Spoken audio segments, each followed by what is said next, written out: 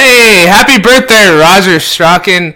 Welcome, everyone, to Sorting Myself Out. I'm honored to have you here today, Raj, to talk about your major life epiphanies and go over all the things that led to your beautiful legacy with the self, soul, spirit, and also just the life that you've led.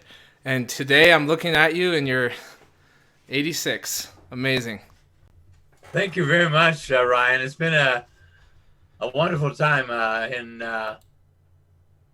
much of it is people like yourself that have come to train with me, and also people that have come to work with me in this 65-year career. Um, we are going to focus on the self, soul, spirit model. And as you and I talked about it, we're going to do it spontaneously. We're going to honor the precepts that are the basis of this model in the first place. Be here now, and there is no past and future. There's only now, right this second, and it's what we do with that moment. And then the other major things that we're considering that will balance this out is well, I'm going to be the guinea pig to bring together the genetics and life experiences over my 86 years based on major events. Obviously, even minor events had some effect, but the point that I'm trying to say is that there's no such thing as influence. I wasn't influenced by these events. It was attraction connection, the great biological phenomena. And sadly, right now in the pandemic, that's exactly what it is. If that virus comes to you and you have either built up antibodies or in some ways your body doesn't attract that set of molecules from that virus, it won't hit. But right now, what we're experiencing is that it hits um, very hard. And for me, the pandemic reminds me of some very interesting phenomena in the fact that I was born during the Great Depression, right in the middle of it. So the pandemic has a lot of things that are similar. Uh, and particularly economically, and particularly with the loss and how people reacted to loss. We'll weave these things in, but it is the genetics and the life force as they meet, and under the kinds of circumstances which they meet, and the intensity of which they meet, uh, supports the whole notion of consciousness, which then supports the notion of life force or soul. For a long, long time, we thought we were the brain, and we had the duality of the mind body, but we're a unity. We're just one. The essence of it, though, is that our soul, our life force, our consciousness, the inner core, the being, we have so many names for it. What's so exciting right now is that I'm seeing a revival of the so-called ghost in the machine that the philosopher named. The thing is that what's exciting as we do this now is that we have no idea where we're going to go. And Right. that's the beauty of life. And so different things will trip us off. Yes. You and I now have been doing podcasts, what, for a year and a half, Yeah, two yeah. years? 2 years, yeah. So some of you will remember the podcast when I did not have all this hair on my face. But that's related to a new time that's going on right now. And these epiphanies that occur uh, sometimes strike very hard all at once. And then sometimes they actually are fairly light, and it takes integration and it takes awareness, and even it takes the mind that'll do analysis of the situation before it's full blown. Right. And each one has a different set of weights. Uh, the beauty of the human being is not just that our intelligence, but it is creativity. It is the fact that we can create lives, that we actually have choices. Most of us who study the origins still don't have any answers. But But here's the beauty of the basis for which I formed this theory in 1973 is that anything that has a body and has life is unique. Butterfly, grasshopper, even this little virus that's causing so much damage. A virus is very simple.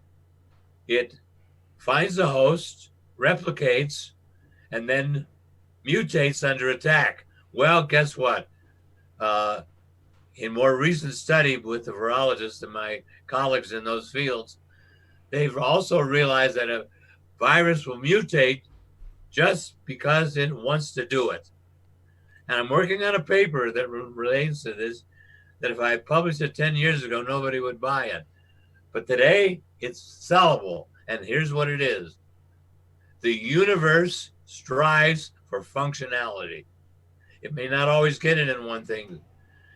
About 5 years ago, the people in my field in genetics discovered that we have the chromosomes and the genes and the alleles on top of that. On top of these alleles are rogue genes, ROGUE, which will create a mutation just to try it out. This is the most exciting and the most dangerous thing. What we know now about this particular virus that's hitting us now is that it's mutating in between hosts. So that when it comes to another host, it may be a different set. So it's going to be really hard to get vaccinations and hard to get treatments, and because it may be changing. And that may be the reason why it's more difficult with one set of population than another, given their issues. So as we enter this, these are the principles. We respond by attraction connection. I've given you the illustration that a female butterfly will send out pheromones, and up to a mile away, a male butterfly will get a hold of that on his little system, and he flies right there. And because he's only got a short time to live, so he's got to get on with his procreation pretty fast. We thought assimilated, but we don't assimilate. From the time we're conceived, we accommodate. That means even in the womb, when the being is growing and becoming, and the vessels are sending out blood and the development of the organs, etc., etc., we are accommodating in our little womb. And so what comes through the fallopian tube also has impact, but it has impact if it's, again, on the attraction connection. Yes, and I just want to tease out what you're saying just briefly to make it plain and simple. So what I hear in that is that it's not that the environment comes in and takes over and creates phenomena in the body or the mind. It's that there's an accommodation where whatever genetics or predispositions are at play will meet in that third space and create the emergent phenomena that is the life experience. You got it. That's exactly the way of saying it. And so then that leads me to what we're going to do today is, since I'm the guinea pig, we'll use my mandala, and I will go through life experiences and epiphanies and serendipities and synchronicities. But while I'm saying that, a great tribute to Carl Jung, who really got on to this. He started with the archetypes, but at the end of his life, he began to believe in individuation. And the archetypes didn't hold as well because they're more universal. We may or may not get one of those archetypes in our genetic predisposition, but the key is that he understood. Now, given Freud the credit, at the end of his life, he was not satisfied with ego, superego, and id. And he wanted to trade those in, but he was working mainly through neurology and the John Locke blank slate, the tabula rasa, of which life writes your experiences. we now know we come in with a strong set of genetics. Yes. So the thing is that it says those genetics meet life and life meets them. And then you have to look at it not on an individual gene basis, but a collection. Then you have to look at it on the strength and value of a group of genetics. Okay. So as we go through my mandala, I'll just simply do the mandala so everybody at home and they're watching right now can put it on a little piece of paper themselves, and you can also show it to them while we do it. Okay.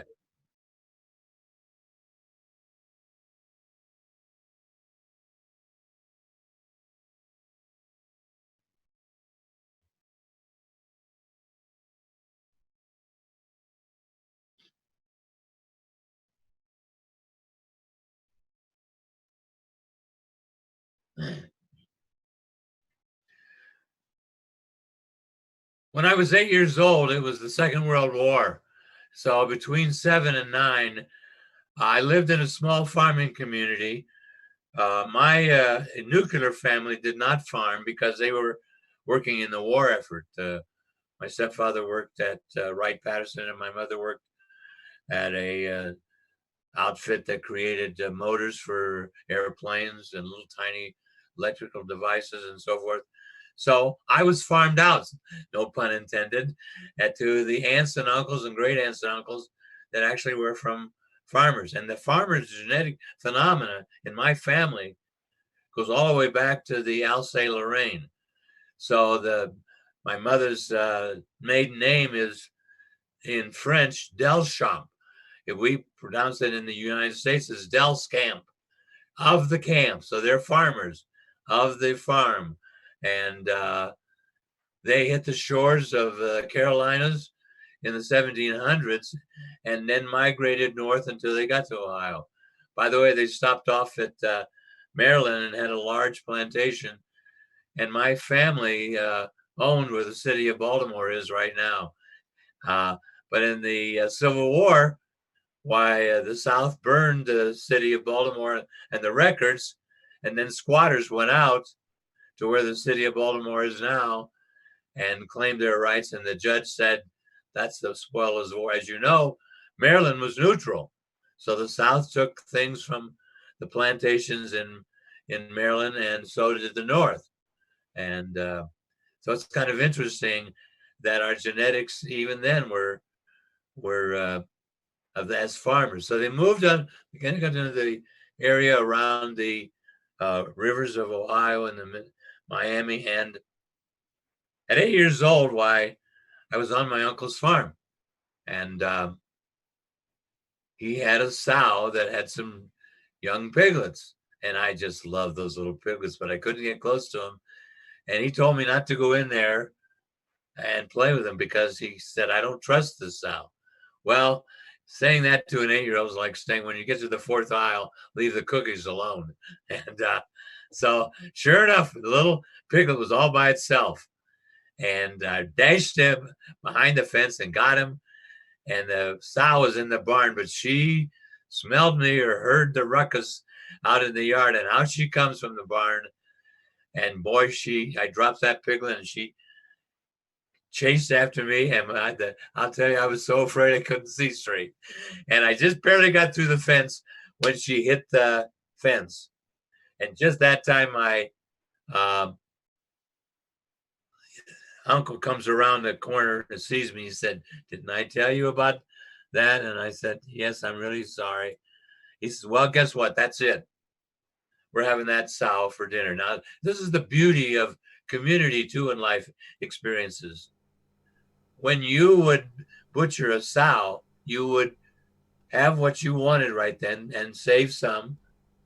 And you might even pickle some, for example, pickled so that it could preserve, or you might try saving it, you might cook it, or it's a lot of different things. But you'd also spread it around your friends. Right. And when they slaughtered, now, then he said something very strange to a little 8-year-old. I have another sow, and I've had piglets with her and her piglets, are sweet and she's sweet, and you can go and play with them. And this little 8-year-old mind said, mean sow, sweet sow. Oh my gosh, not all pigs are alike. And there began Right. one of these life experiences that set my course toward genetics. I wouldn't have called it genetics at the time, but I was well aware of it.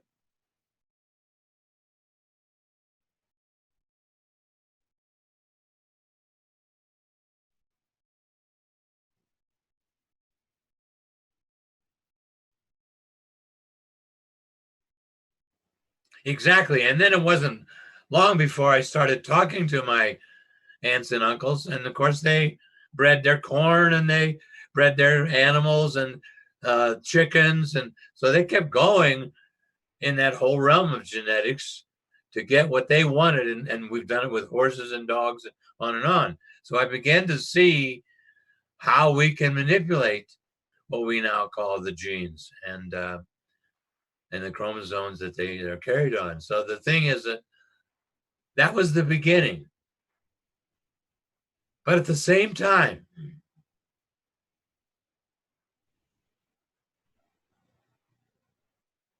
and by the way, I need to say this right now. I'm going to talk about me. I'm not going to talk about other people because that becomes gossip because they're not here to say their part. But I am going to at least hit maybe the highlight if it's already public knowledge. And I'm going to do that right now. My stepfather was an alcoholic, and he did philander, and he was very mean and very abusive. So from the time I was 8 to the time I was 15. And here's another one of those times. I'm hanging up the clothes. So it's the same period as the hog and the experience with that sow.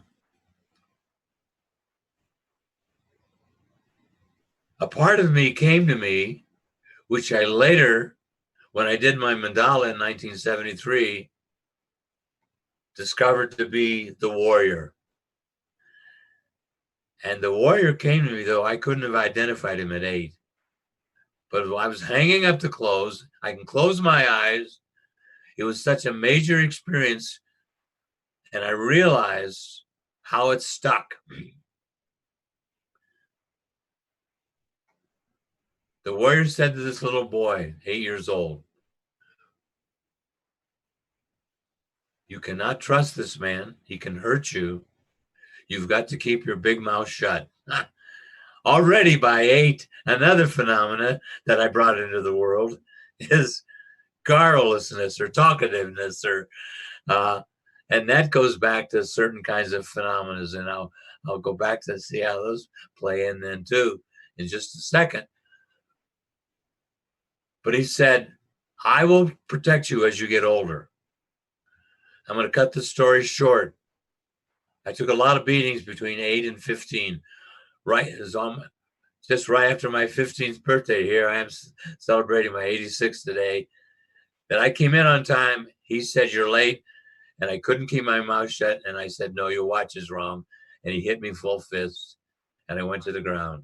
But I got up with a look in my eye of my warrior that says, I will get back to you. And he deserted 1 week later. They're the kinds of life events that cement in.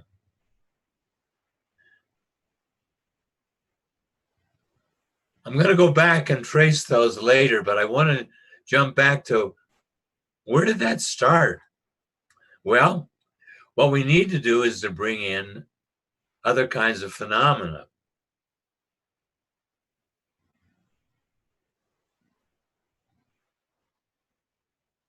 My mother and my aunt, my mother's sister, was only 12 years older than me. And she lived with us a lot of the time. And when I was 8 months old, I started walking. So I was really had a strong compulsive driver. If you look there on my mandala, you can see the compulsive driver, that he just hits the ground running. My mother tells the story that I did not walk. I started running right away. She put me down and didn't crawl much. I got up and I just started running. And and I loved it, I guess, because the stories they tell are this little tiny baby and putting him down and running all over the place.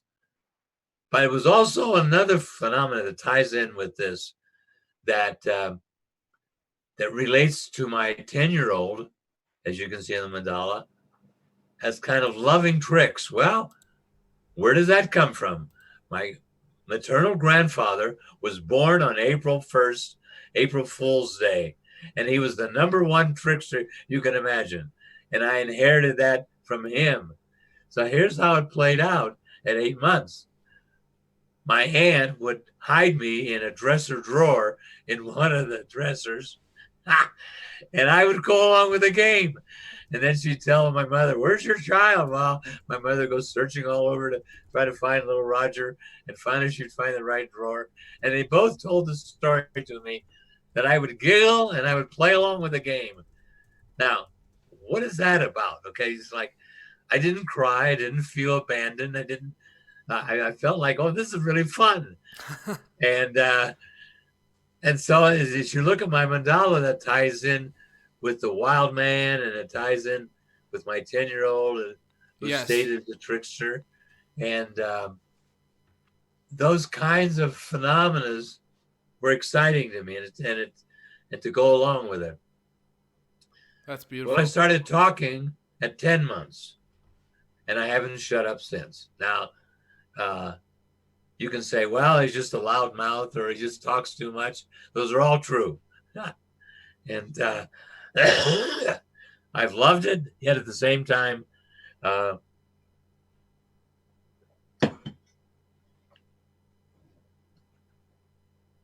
talking is not always often given enough people time enough. So basically, I did not bring in a listener. Now here's where life experiences come in. I've had to learn to be a listener, and choosing the field of psychology and working with people, it's been a major thing that I had to learn. I had to really learn to listen. Wow. Now, you see how they dovetail in. Yes. And different parts begin to support other parts. So what parts of you on your mandala enabled the listener to develop? The listener developed because of the teacher minister, the philosopher scientist, the seeker, and the facilitator. I'll go over them. The facilitator is one that facilitates. I have never worked, which is a very important part, with power over. I believe in power with. And my teachers did too. And those that I have read about and studied did too. Sheldon Kopp, if you meet the Buddha in the road, kill him. Sheldon says the therapist and the client are on the same path together, and they're pilgrims. And then I copped it with Willie Nelson. I've only got a couple years on your baby, that's all. So the idea is I walk alongside my clients, and they do the work, because ever since 1973 and earlier, I've had this model of the parts. So I do their mandalas, and then their mandalas talk within each other and to me in my mandala. So a lot of times in a session, a part of them is talking to a part of me. And we work on whatever kind of issue that's presence there.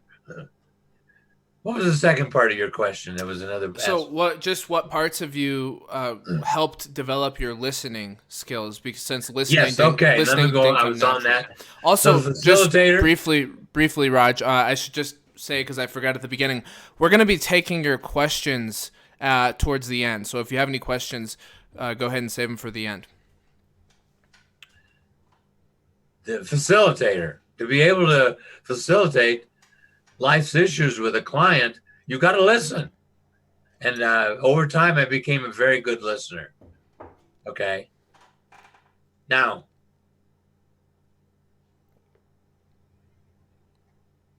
I have a very strong father, and fathers have to listen. And I learned to listen to my children. And I still have, to this day, have to learn to listen to them. It's not like it comes easy, but they stay with me and they tell me when I'm not listening, and I appreciate that. And many times I have to go back and make amends for not listening well enough. So I'll always, in the fact that I've chosen something like this, where it's required for me to listen, I learned to listen to my students. So I did not lecture. I conducted discussions in classrooms. I expected them to get the book and to get the kinds of things that I told them would be evaluated on.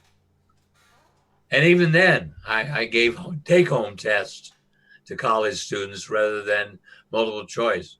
Let them express, let them find in the literature the answers to the problems we're addressing or the learning we're addressing. The philosopher, scientist, listening is more than just with words. I have to listen to the music of the research. I have to listen to the phenomena of the research I'm doing. And there's another major phenomenon in my life, which is I have a lot of genes devoted to animals. Dogs understand me. I understand dogs. Birds will land on my arm. They'll let me feed them. Squirrels let me feed them. I have encounters, and so in the 40-some years out in the wilderness, I have thousands of stories of animal encounters. But you have to listen to them too, because they send messages to you. Now, I'll get back to that in another way. The other thing is that I think as a seeker, which I'm very strong, you have to listen to everything. You listen to the environment, you listen to the noises. A case in point is when I first started taking people in the wilderness, I realized 2 or 3 days doesn't get it. They're still in the city. Even though we're out in the wilderness, they're still hearing in their heads city sounds. And all of a sudden, about the third day, they say, oh my gosh, I now hear the sounds of the other critters, and before they weren't getting it, or the brook, or all these little tiny sounds that are in the wilderness. Yes, and that correlates with a major teaching that you've brought to me, which is that the brain is always a couple steps behind the soul, a couple steps behind the consciousness. Yes. And then it's the brain's job to take the information and put it into the temporal lobes so we have good memory. And some things in memory are stronger than others. To show this sense of consciousness, which you just raised, Penfield out of Canada was doing surgery, and it was to find where it might be a lesion. And so he'd already cut a hole in the scalp. But when you begin to touch gray matter, the cortex itself, there's no pain receptors. But once you get past the skull and open up, so he's got his little electrodes, and he touches this area, and the man says, "Oh my God, I am on your table. I am conscious. I know what you're doing. We're having conversations because I need to react, and when you do touch different areas, and yet right now, I'm not remembering my first birthday. I'm there. I'm at my first birthday party."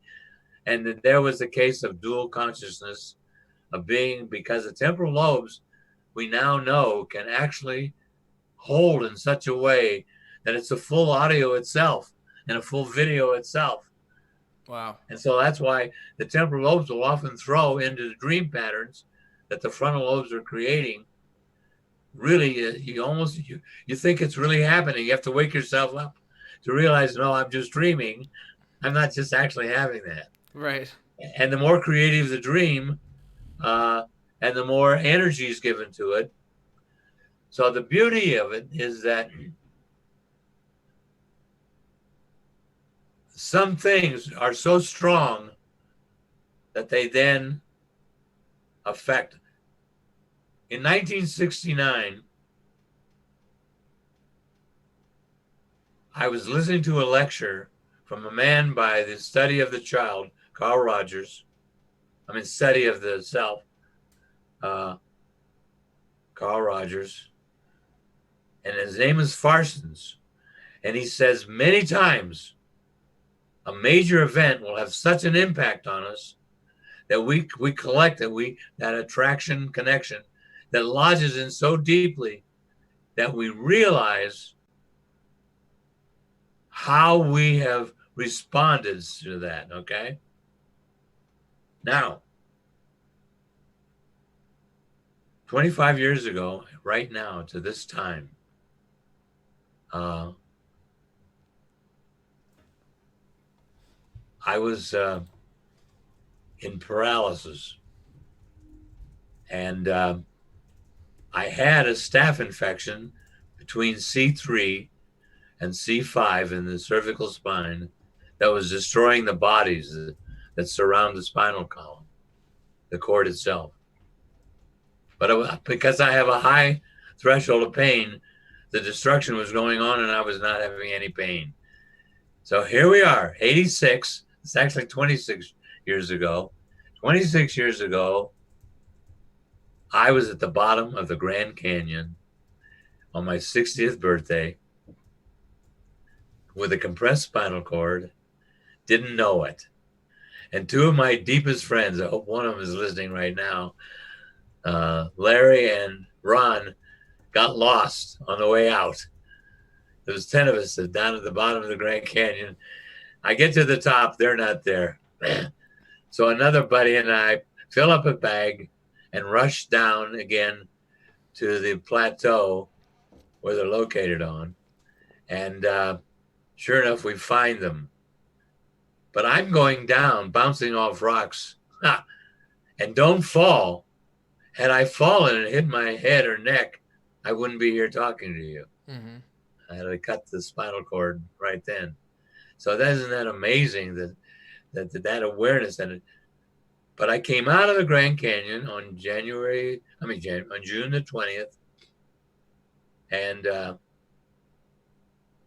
actually, I'm sorry, April the 20th was on my birthday, April the 20th, and went into spasms.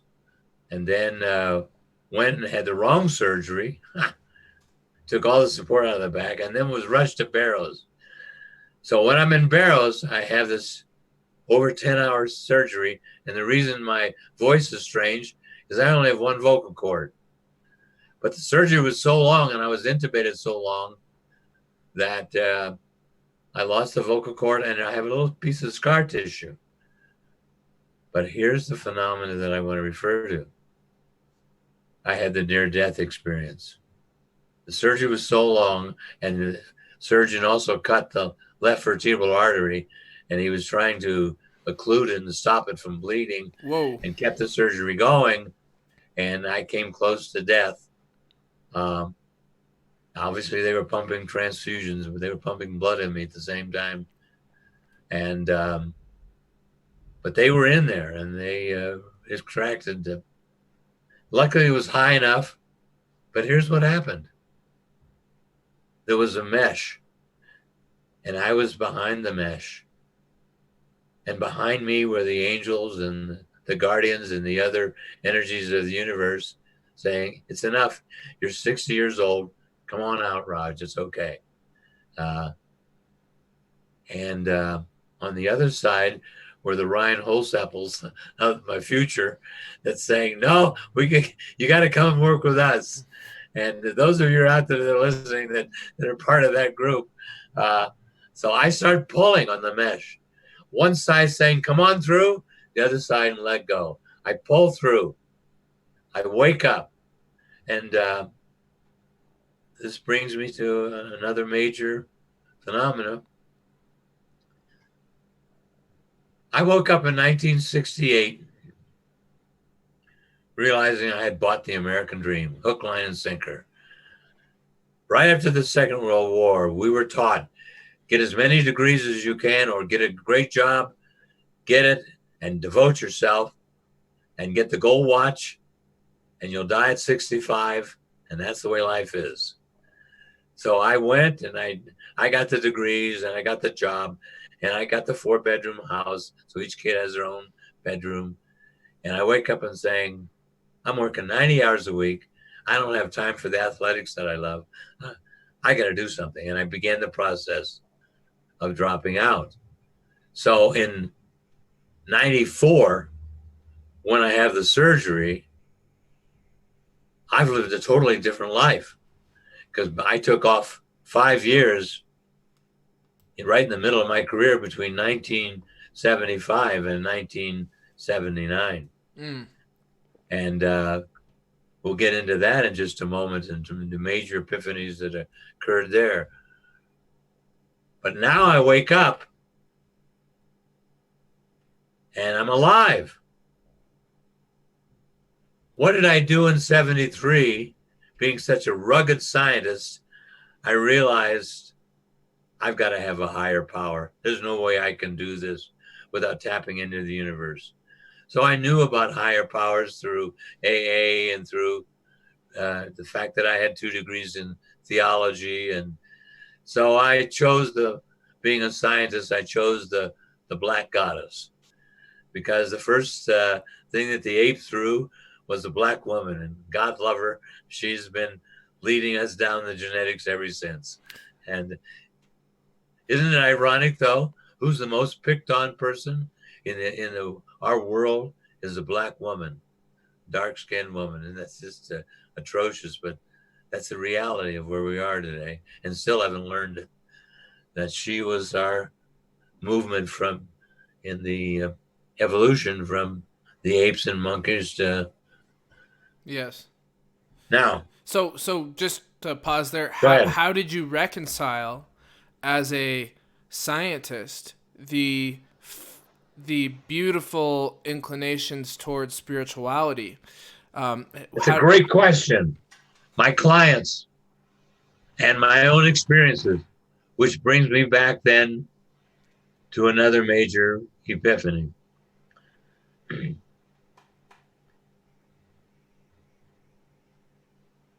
High school was a difficult phenomenon. And the only reason I stayed in high school was to play basketball.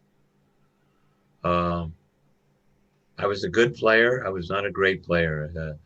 It's for those of us that played basketball that qualify as good. When we look at my colleagues were Bill Russell and Casey Jones and Carl Bolt and Mike Farmer and they're playing in San Francisco and I'm playing at William Jessup University, a tiny little college by contrast. When I watched them play, I knew how good they were and how mediocre I was. Nonetheless, I got to play. Now, there's what's amazing about it is I got to play because of that driving force. So what I didn't do in scoring points, I did by passing the ball, and I had the most assists in the league that we were in, and I had the most steals. And so I was able to play more by tenacity than by skill. But nonetheless, I played through high school, and now it's coming. It's May 1952, and I'm failing because after basketball season was over, why, of course, my grades went in the toilet. I only kept them up to play. And one of the classes I was failing was a senior problems class. And what had happened is their class was just when surf was up. So I would sign my basketball pass, but that we had a game, and I'd go surfing. And what part of you was off surfing? The athlete and the trickster and the 10-year-old. So you can look at the screen, everyone, and you can imagine that he has an athlete and a trickster and a 10-year-old skipping class. Right. So in May, one of the other teachers was asked by the senior problems teacher. The senior problems teacher said, "When's basketball season over?" And the other teacher said, well, in March. Well, then she grabbed a hold of me and she said, you might as well go pump gas. So here was the epithet I got. You'll never amount to anything. Go pump gas. And she said, you're failing. And I had to have her class to graduate. It was one of the required classes. 1 week later, the English teacher, and by the way, her class was 8 o'clock in the morning, so I made it about 2/3 of the time. And I always come in late, so she put my seat right by the door. So when I came in, I could sit down right away and not walk through the whole classroom, disturbing it, making a kind of announcement that I was late. She gave the mock exam for all of the California schools that she said, when you get to school in September, they're going to give you an English test like this. And if you don't pass it, they're going to put you in dumbbell English, for which you pay for, but get no credit. And so the next semester, you'll have to take English 101 if you pass the dumbbell. So she said, if you do well on this test that I give you right now, have a great summer. When you show up, you'll do well.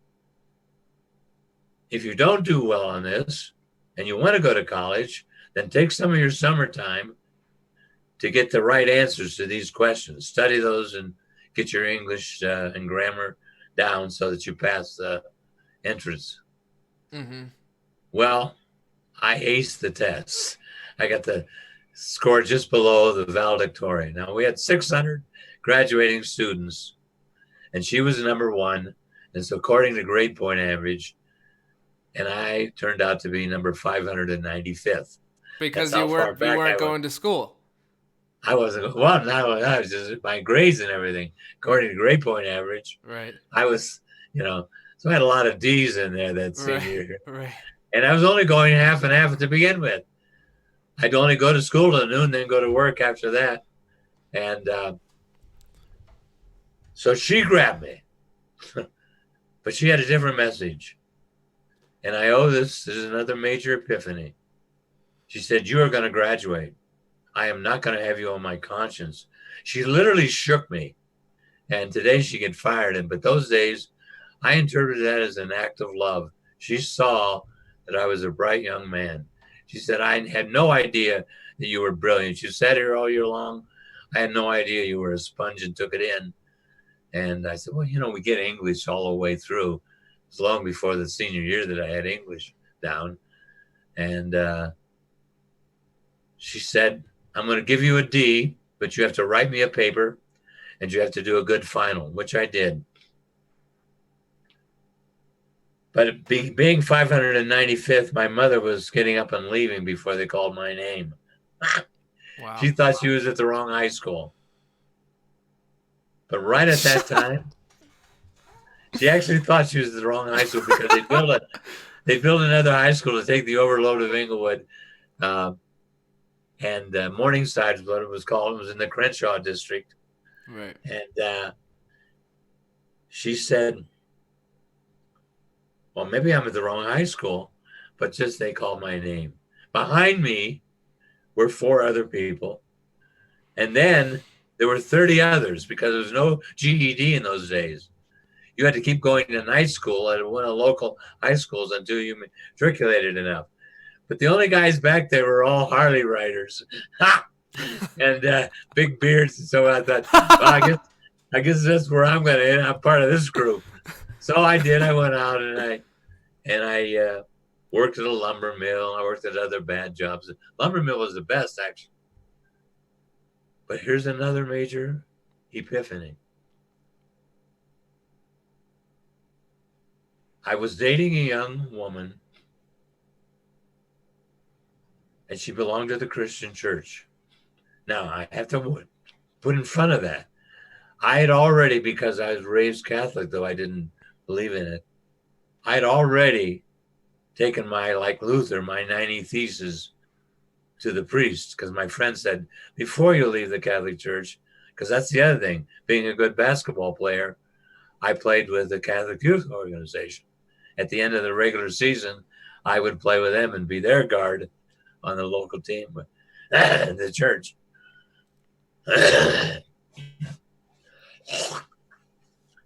Excuse me, but that's part of that little glitch in my That the trachea. from the Yep, surgery, right?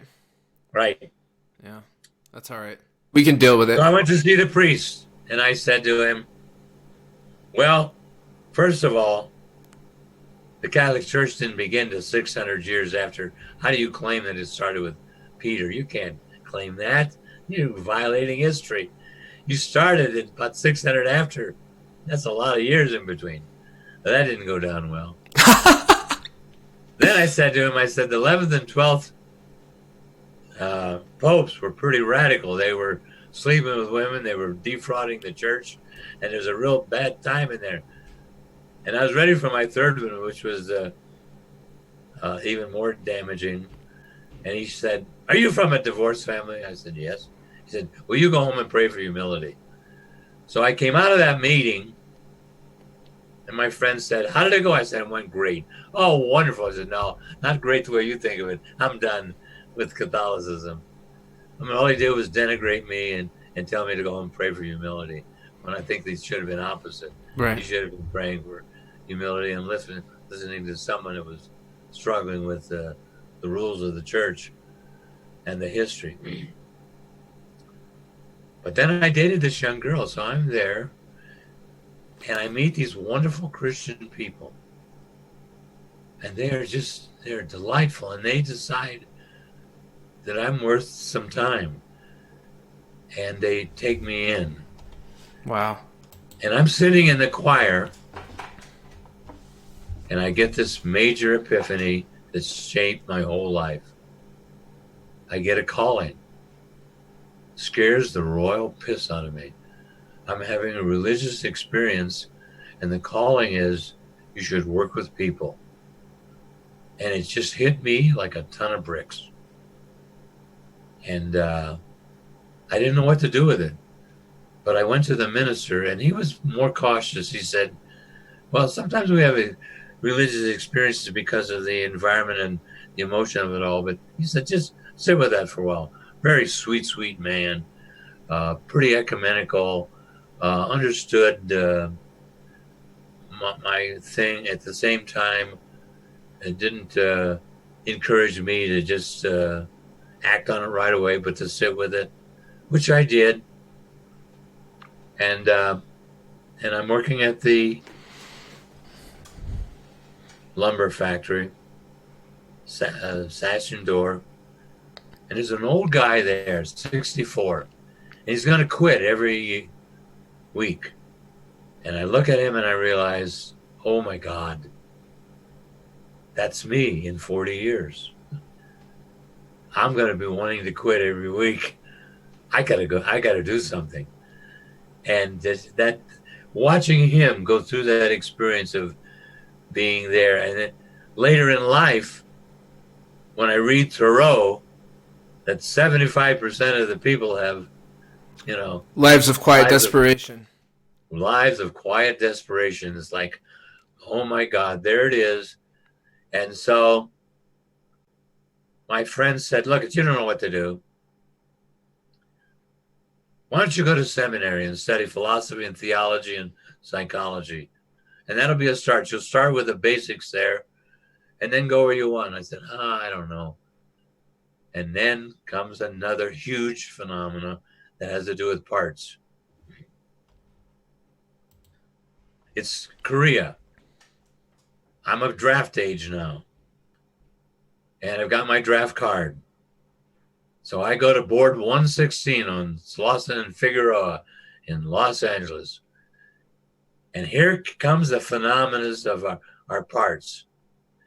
Here's the calling, which would be the facilitator, teacher, minister, scientist, the seeker, the one who wants to work with people, the lover of life, and the warrior. So they both show up at the board, unbeknownst to me, but on later reflection, I can see that. And the warrior says, are you going to draft me? And the guy says, why? I said, because I'm not going to be drafted and shot by some asshole behind me that doesn't know what they're doing with a gun and be collateral damage. I'm going to join the Air Force. I've already been and passed all their tests. And I just want to see whether I can pass for a flight after I join, because I'm going to drop bombs on other people's head.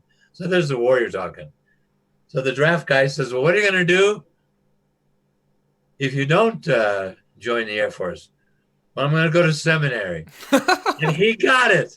I didn't get it yet, but he got it. He said, do both of those parts live inside you? You actually have someone who wants to minister and someone who wants to drop bombs? I said, yeah, I guess I do. He said, well, let me tell you, son, if you go to seminary and you get a B average, we'll never touch you.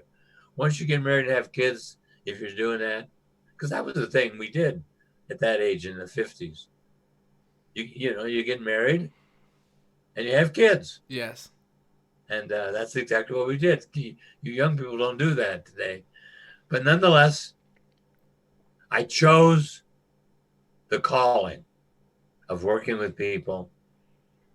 And the warrior said, okay. Now, that did not mean that the warrior diminished. He only found causes.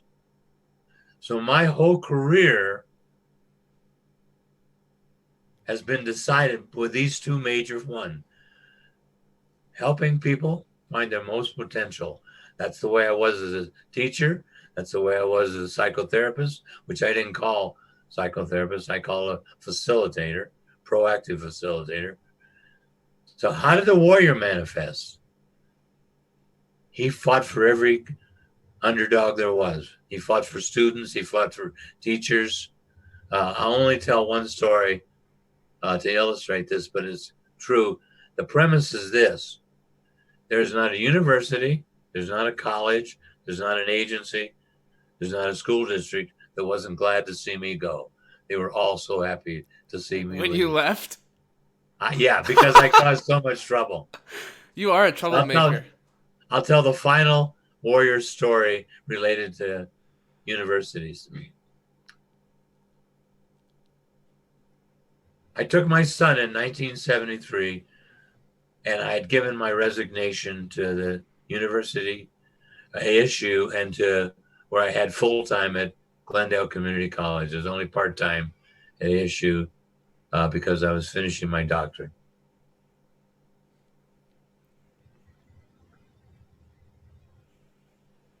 It's a week from the school. It's right now, next month, May. I've turned in my resignation. And here's the deal. There was a guy who had been on 2 years, 1 year contract each, and completed his second year. He's been vetted, and I was the chairman of the department, and he'd been vetted by all the other teachers as well. And so therefore, we could keep and just give him a full-time position. Because had there been an opening for full-time, he would have gotten it anyway. But now he's been 2 years on 1 year contracts, and he had qualified, so we didn't have to go out and advertise again. And we were within the federal guidelines. I find out with a week left in school that the new president is not going to honor that. And this guy now is, May, and positions are passed out in March. He's got a kid, 2 kids, and a wife, and there he is with no job coming up. And so I go up to the president, who's been one of us. He's been a faculty member. And now he's acting, and he makes up a bunch of cockamamie excuses why he's not giving this guy the job. Well, to say the least, the air was pretty thick with my warrior, calling him names and so forth. And not necessarily proud of it, but I did call him a snake in the grass. And what happened when you used to be one of us? Long story short, I could see it was going nowhere. So I simply said to him, I withdraw my resignation. I'm going to hang around and be here next year and make your life so miserable. You'll be so sorry we ever had this conversation. He said, okay, he's got the job. He couldn't wait to get rid of you. Yes. And the guy went on and did a great job and had his career there. And, why do you think that was, Raj? What was it about people in those institutions that just couldn't wait for you to get out of their hair? What was your presence, and what were the things that you did? Because of the way administration we lost the theme that they work for the student. And so what happens is students became in the position at the mercy of administrators. A classic point. Just 2 years before that experience, the then current president took the student body money and gave it to the football team when a colleague and I had worked with the students on where they wanted to put their money. And they wanted to put it into a new artistic theater where we could have events and a new biology lab. That's where they wanted their money to go for, and in the capital investments and in the teaching, those would be expressed.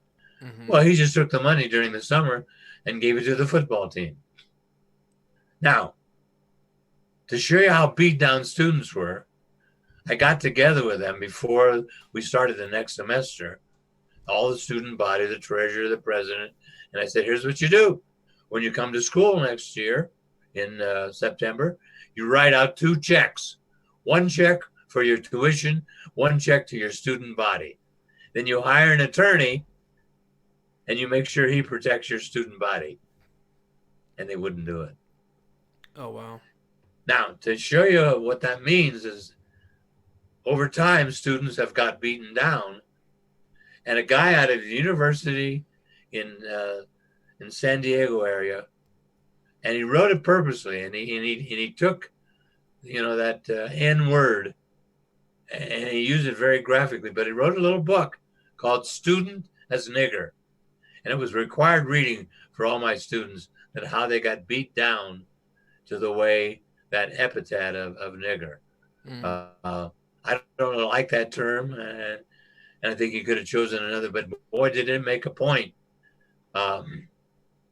Which is another major thing with my warrior.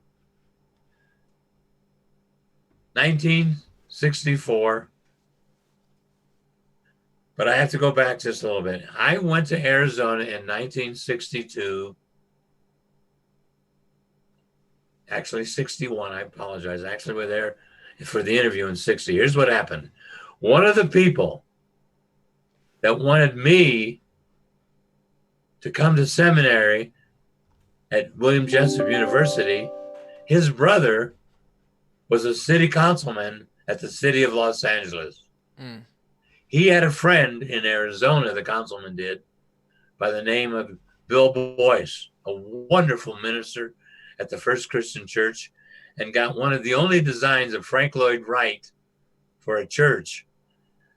So that church was built with a Frank Lloyd Wright design. And what he wanted to do, what Dr. Boyce wanted to do, was marry psychology and theology, so that the idea he was have a counseling on the campus of the church that had its own building and you charge fees for. So offering the community a counseling center. It was going to be the first in the nation where a church actually did it this specifically. They'd had pastoral counseling and things like that, but actually have one that was open to the public. And public and people of the congregation could go there, but they had to pay a fee. And so he was looking for somebody that had a degree in psychology and a degree in theology. And the councilman from Los Angeles said, I got just the guy. Mm-hmm. My brother has been a mentor to this young man who's graduating from Pepperdine as we speak in psychology. And he has 2 degrees from William Jessup University in theology. And so I go for the interview in 1960 and I get hired. So that's how I got to Arizona in the first place. So I get there and I set up my family and I go to work there. And he also puts me ahead of a brand new school they're opening. So the educator part of me was honored in my mandala. And I put together the design for the school they were going to have on campus, as well as the counseling center. And that was my first year, 1961. And in 1962, I enrolled at ASU, get accepted for the Ph.D. The behaviorist And the self-theorists have this war. And the people I went to study under are gone. One of them went to managers. One of them went back to the study of the self with Carl Rogers. And many of the behaviors left. What was the nature of the conflict?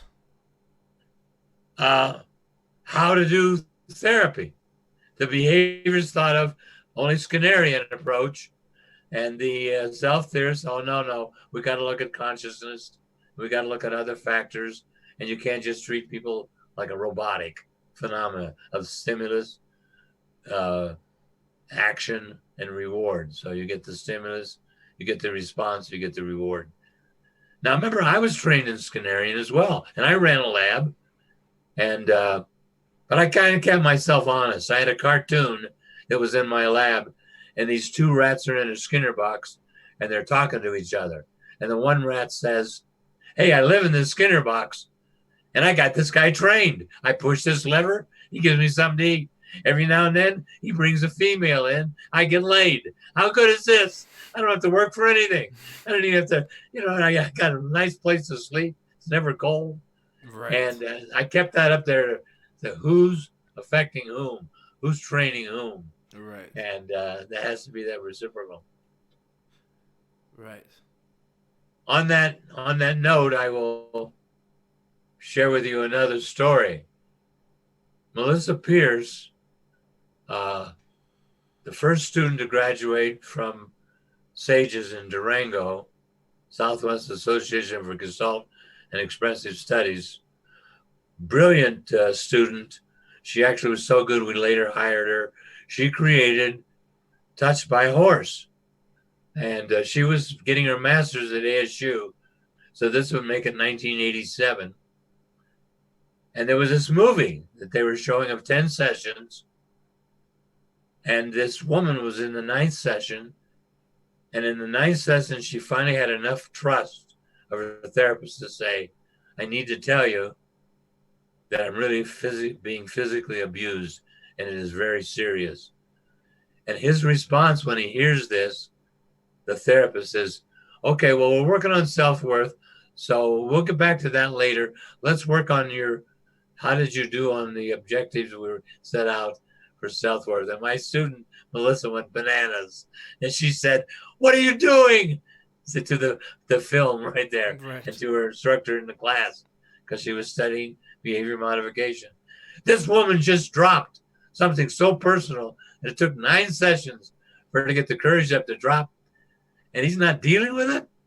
And that's where the war was, okay? Right. And that's what the war was in 1962. And here it is, 1987. That's a lot of years later. Right. And the same kind of nonsense. Wow. Now, I have a personal experience of that. In 1964, UCLA was doing some of the best work on autism, but their basis of approach was Skinnerian behavior modification. So they showed us the movie. We were there with them. And as I'm watching the movie, I said, "I got to have you re-show it, and I'm going to stop it." They said, "Why?" I said, "Bear with me." So they go through, and I say, "Stop." Yes, the child responded, but look at the teacher. Look at the therapist. Look at that smile on her face. Look at the contact she's making with the one who just made this response to the stimulus. Do you think that might have something to do with the connection?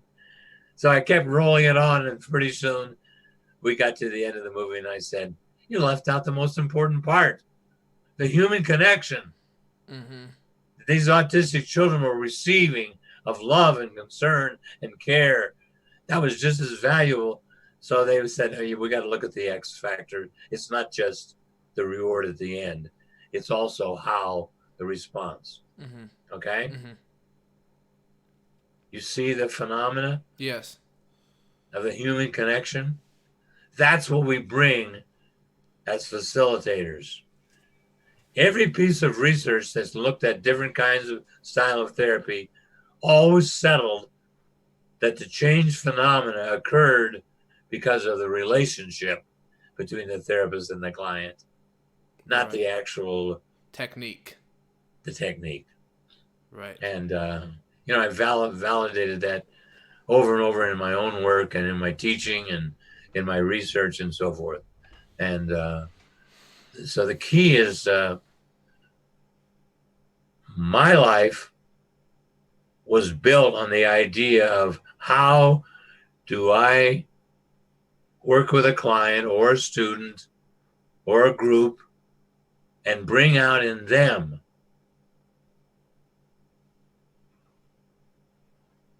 my brother had different genetics. He was a con man, but he was a sweet con man. I'm not going to denigrate him here, but I am going to tell a story.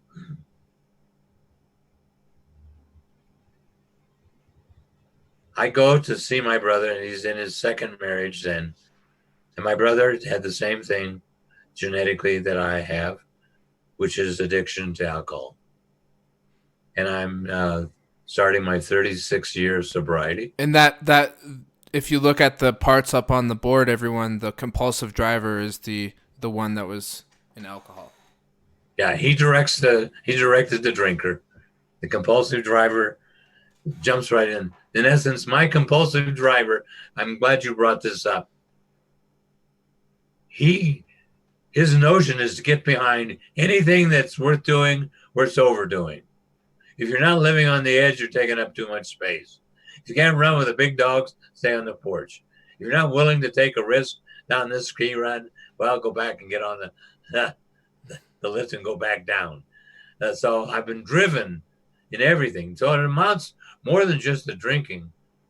When I was back at Pepperdine in '64, and I'll tell you some of the epiphanies that apply there. Why the same thing happened at the SC and UCLA library.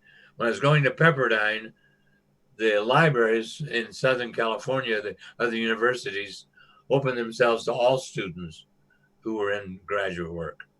So I would get the same privilege at the UCLA library. Well, here's how it went.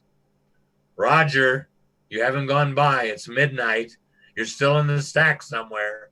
If they find you in the morning, because I've gone out and locked the door, I'm going to get fired because you got to leave, okay? Same thing happened on the ski slopes. Ski patrol. Roger, we saw you catch the last lift at 4 o'clock, but you haven't come past us yet. We're sweeping the mountain. Come on, get off the mountain or we're going to get fired. So I'm on a first name with a ski patrol because I'm skiing down with them while they sweep the mountain because they want to make sure. That kind of driving force has been my whole life. Yes. Okay. So it translates to anything, not just alcohol. Yes. Right. Yes. Right. So, 18 years old,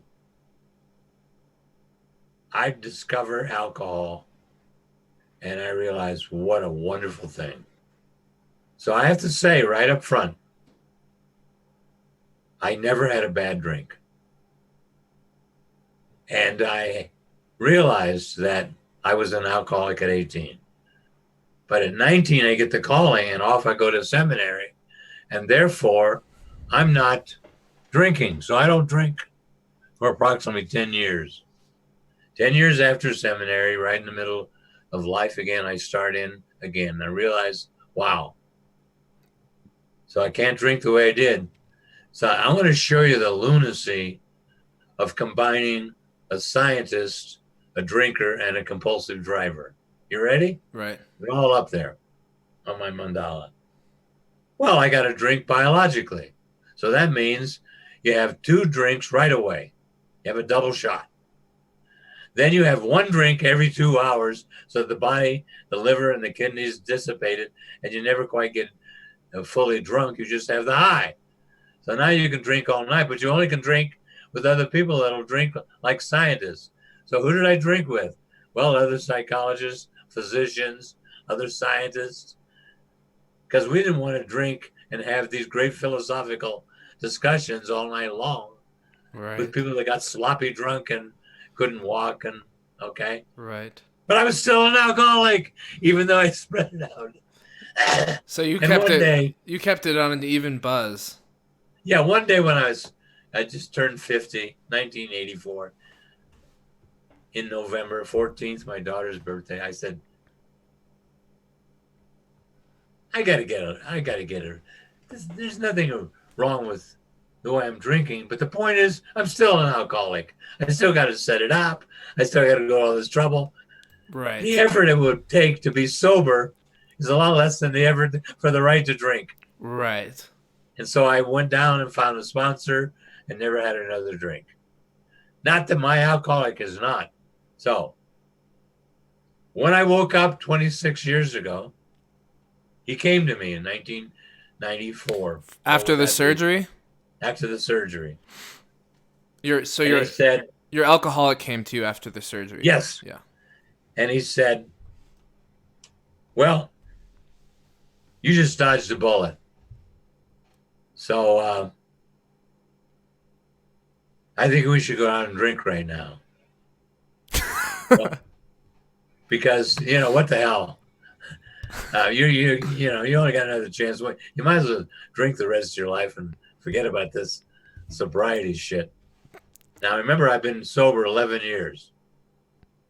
And when I was coming out of the surgery, why they offered me, I told them myself.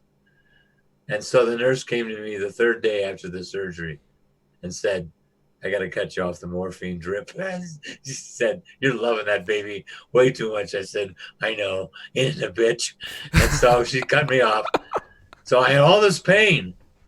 So I went through recovery on Tylenol, which means I never fell asleep because I'm wearing a halo with these bolts in my head. Jeez. You can't lay it down. You feel it. And so I would finally fall asleep at 4 a.m, which changed my whole dream patterns and life sleep patterns.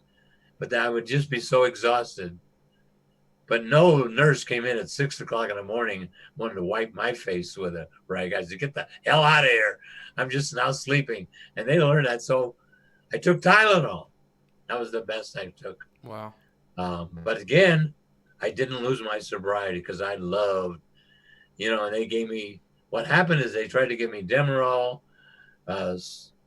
Percocet, Percodan.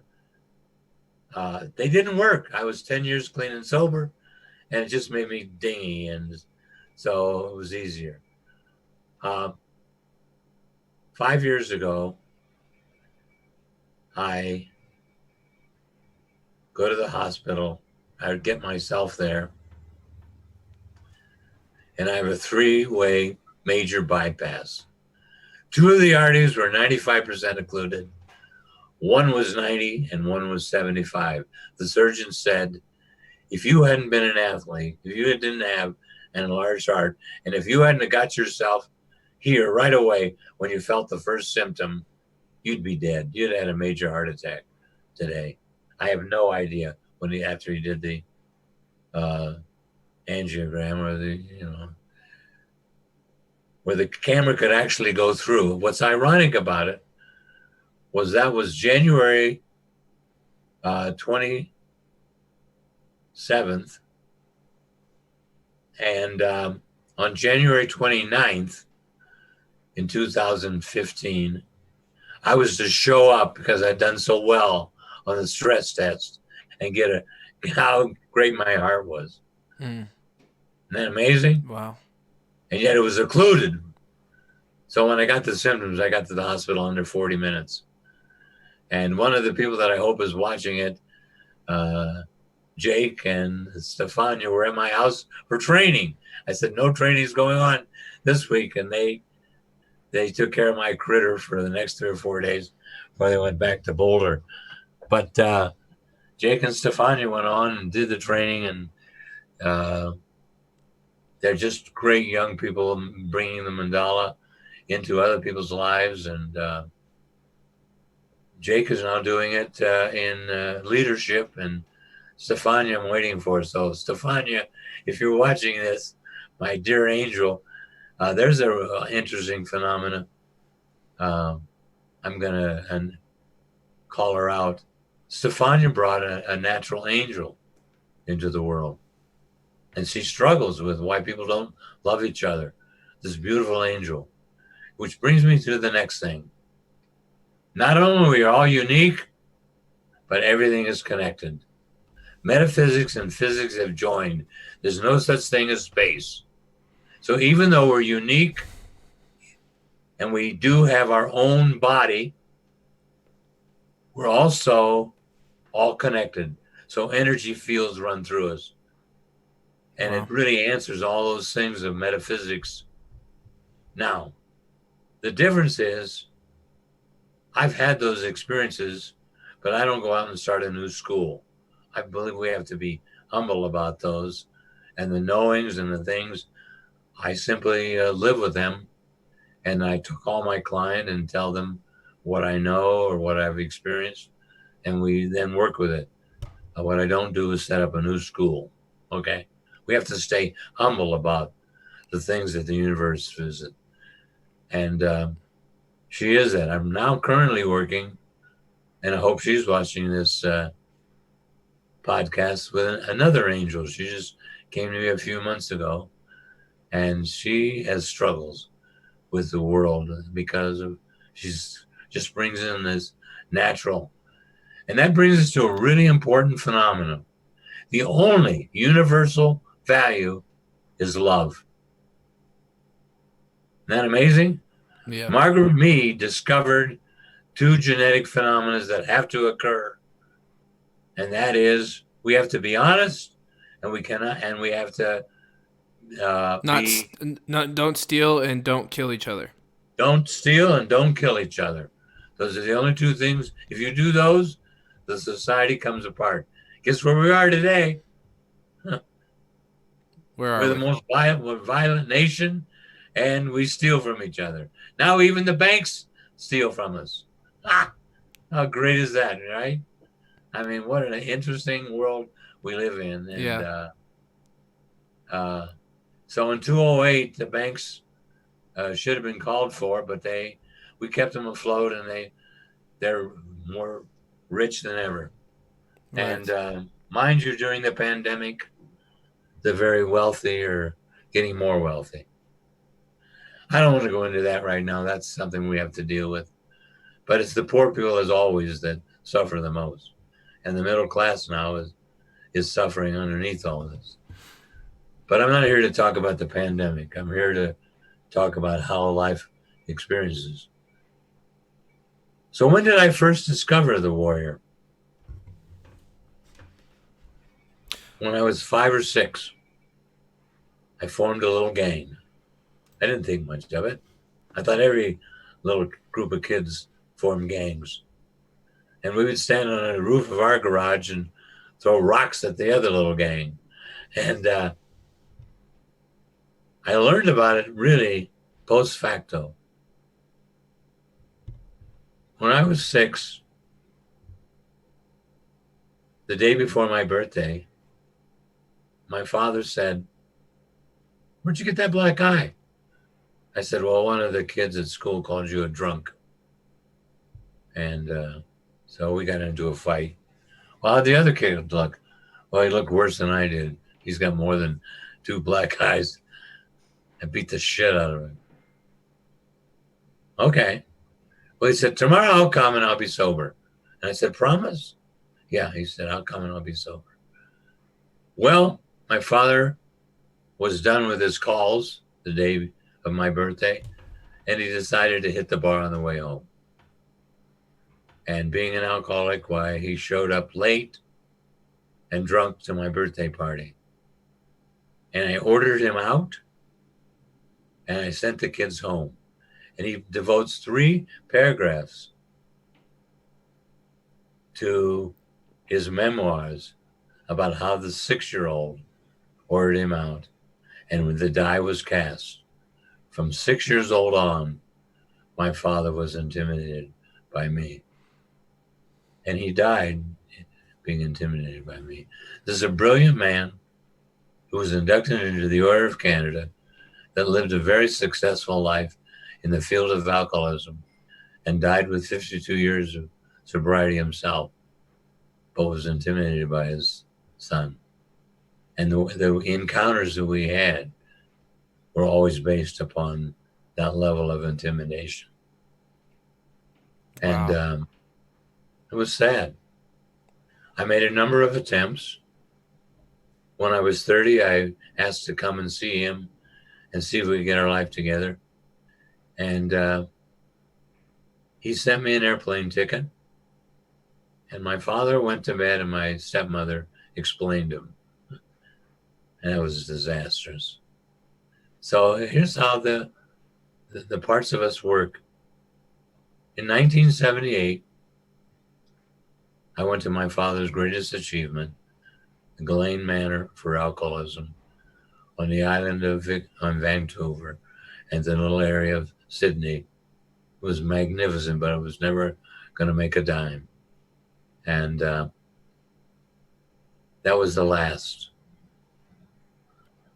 Last time you saw him? No, that was the last for us. I then let him go. Oh, I see. Basically buried him. So that's 1978, and his funeral was in 1996. So you buried him long before he actually died? Yes. But he kept making contact, and I gave him courtesy. And the lover of life was willing to give him courtesy and the other parts. And so I would be there. And it was at that time. And it was a very sad time. And my aunt said, "What's wrong?" I said, "This place won't make a dime." And it's a tribute to how great my father can build a wonderful treatment center. But it's going to be given up. And the two builders, I'm not going to mention their name because that would be gossip. But the two men who were very famous in Canada that put the money behind this were roaming around, and I was roaming around, and we met in the boardroom, and I introduced myself, and they went off. Now, they've been smiling during the ribbon cutting, but now they're saying your father went way over budget. He did this, he did that. They'd already fired him. They already fired the project manager. So there was, everybody was smiling, but the tension underneath. And here's where my warrior couldn't let it go. And my little 10-year-old and my wild man. And what I've been called most of my life, my asshole, just got loose. So I set him up. I said, "Oh, you got to be so proud. What you're doing for alcoholics. They have this great, beautiful center to get sober in. I'm laying it on so thick." And they just bust out, "Your damn father. We don't have an office like this, and we don't have a boardroom like this, and we're never going to make a dime." And then I lit into him. I said, "You dumb assholes, you should have called me. And I told you what a Connie was. You just talked to the wrong Strachan, that's all. And the guys you need to be mad at are yourselves. You fell for it. You put your money in this. So don't be talking about my father. Take a mirror out and look at your dumbness that you got conned by a great con." And then I walked off and left him with that. And I said, "Roger, why couldn't you just, be a little consoling?" I said, "Fuck him." So your father shares the con subpersonality with your brother. Yes. And you briefly introduced your brother earlier, but we didn't cover him anymore after that. Right. So I would like to go back to show you, and I'm not going to badmouth my brother. I'm not going to badmouth my father, other than to say that he was really good. Now, my father did it legally, and my brother didn't always. So they were both really good at conning. Enormously good. My brother was a schmoozer. My father was. Wow. So it's 1970, just shortly before my brother died. And I went to visit him in Pahrump. And he was there trying to put some oil deals together. And his second wife was not endeared with a great deal of intelligence. That's not all I'm going to say. And she says, why aren't you two brothers close? My brother was brilliant. He said, he looked at her, and he said, you don't get it. Roger does everything he can to help people find their greatest potential and live their life out. I do everything I can to get in their back pockets and get as much money out as possible. Why the hell would we be close? That's just brilliant. Mm-hmm. And we weren't. Mm-hmm. I only saw him 5 times after I was 15 and he was 13. And that was one of them just before he died. And he died in a terrible automobile accident, 34 years old, 1970s. Jeez. 2 years younger than me. I was 36 at the time. He was 34. And it's very sad. And at the funeral, everybody had left, and I was still there at the burial. And my mother said, come on, what are you crying for? I said, I'm not crying for the loss as much as I'm crying for what didn't happen. I'm crying for this brilliant young man. Had he devoted his areas to building rather than, conning, would have been totally different. And he was brilliant. And I was his defender because he was a sweetheart. And at school, he'd get picked on, but then I'd come in and beat the shit out of the kid that was picking on him. So at 6, I knew I had a warrior, but I wouldn't have been able to describe him. But how ironic, when I was 8 then, he came to me, and I wouldn't have been able. Now as an adult, when I really put my mandala together, I realized, wow. And then here's the next major epiphany.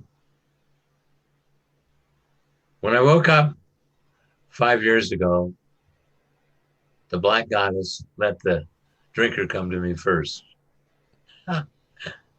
So it was the second day after surgery. God, you got to love this guy. He said, that's it. 25 years ago, or 20 years ago, you had this major surgery.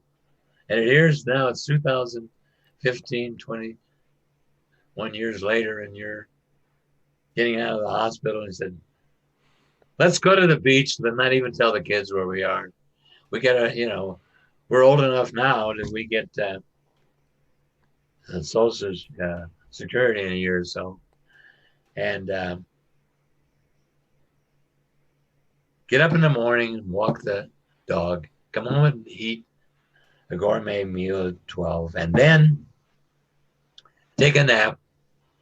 We'll wake up at 3 and we'll start drinking. We'll drink till about 8. You'll never get a DUI because you won't be drunk. You'll never get a disturbing piece because you're not out. Then you just do it again the next day. And that's the way. And so the next day when the black goddess came to me, I said, why don't you let him come? She came to me and I put myself in trance. She said, I just wanted to see whether you'd test. I said, I'm not going to go out. And I said, I died. I'm alive. She just wanted to see whether or not you'd take the bait? Yes. Wow. God, you got to love her. Isn't that amazing? Wow. I was in Boulder just a few years ago. And I'll be back. Well, it looks like he's just stepping aside here for a second. So I'm seeing some of your comments and really appreciate a couple donations that come in. So thank you very much. And I saw a couple questions, so we'll go ahead and address those towards the end as long as we can make the time. I'm in Boulder, and I'm telling this story. And this guy said, we were just in Africa. And he came out, and he said, here's the black goddess for you. So I actually have a little totem for her, and she's tough on me because I'm, the one thing I didn't say that permeates, and I'll say that My intellect is in all the parts. So I'm not a Renaissance man that has to study everything. That was only what I'm interested in. And secondly, uh, both of my grandfathers were extremely arrogant. One's arrogance cost him his life, and he went to drinking and never recovered. And the other's arrogance uh, made him just so strong in what he believed. And that's why IBM whisked him out of Canada, and then Hobart got a hold of him, and he spent the rest of his career there. But he dealt with his very silently. But I knew that he was arrogant, and I'm the most like him. Then my father was arrogant, and I've taken arrogance to an art form. So my whole life has been to learn between humility and arrogance. And but here's about how far I've gone. Just about this far. Just an inch. And, so I was like, I'm 86 and I'm still every night when I start my Tibetan beads, I start in with humility. I pray for humility. I knew as a young man that I had to practice humility over and over again, or I would be insufferable. I'm insufferable now. But thank God I'm not insufferable with a big school behind me or. Right. And that's in the tales of Taoism, there's a great story. And this shows you how sometimes things we read grab us. And the story is the story of this wise man,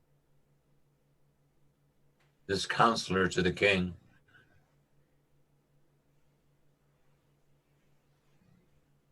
The king says to his lieutenants, "You got to go find this guy. I need him." And the lieutenants, "How do we find him?" He said, "Well, it would be the most common man you can imagine. He'll probably be fishing by the river." They search the country over, and they find him. And they say, "Aren't you the counselor for the king?" And he says, "Yes." And he says then to him, "Doesn't the king have a jade turtle that sits right next to him on the throne?" And the two lieutenants say, "Yes." What a memory. And here's where I identify. I would rather be a turtle that drags his tail in the sand than be a jade turtle taken off just to be used when the king needs me. And the man disappears and is never found again. That's the hermit in me. That's the guru that no one knows is a guru. That's the one who says, "Oh my God, if I even give any ounce of energy to this, I'll be so arrogant, I'll be insufferable." And so therefore I'm able to really give it back. So what happens by this practice is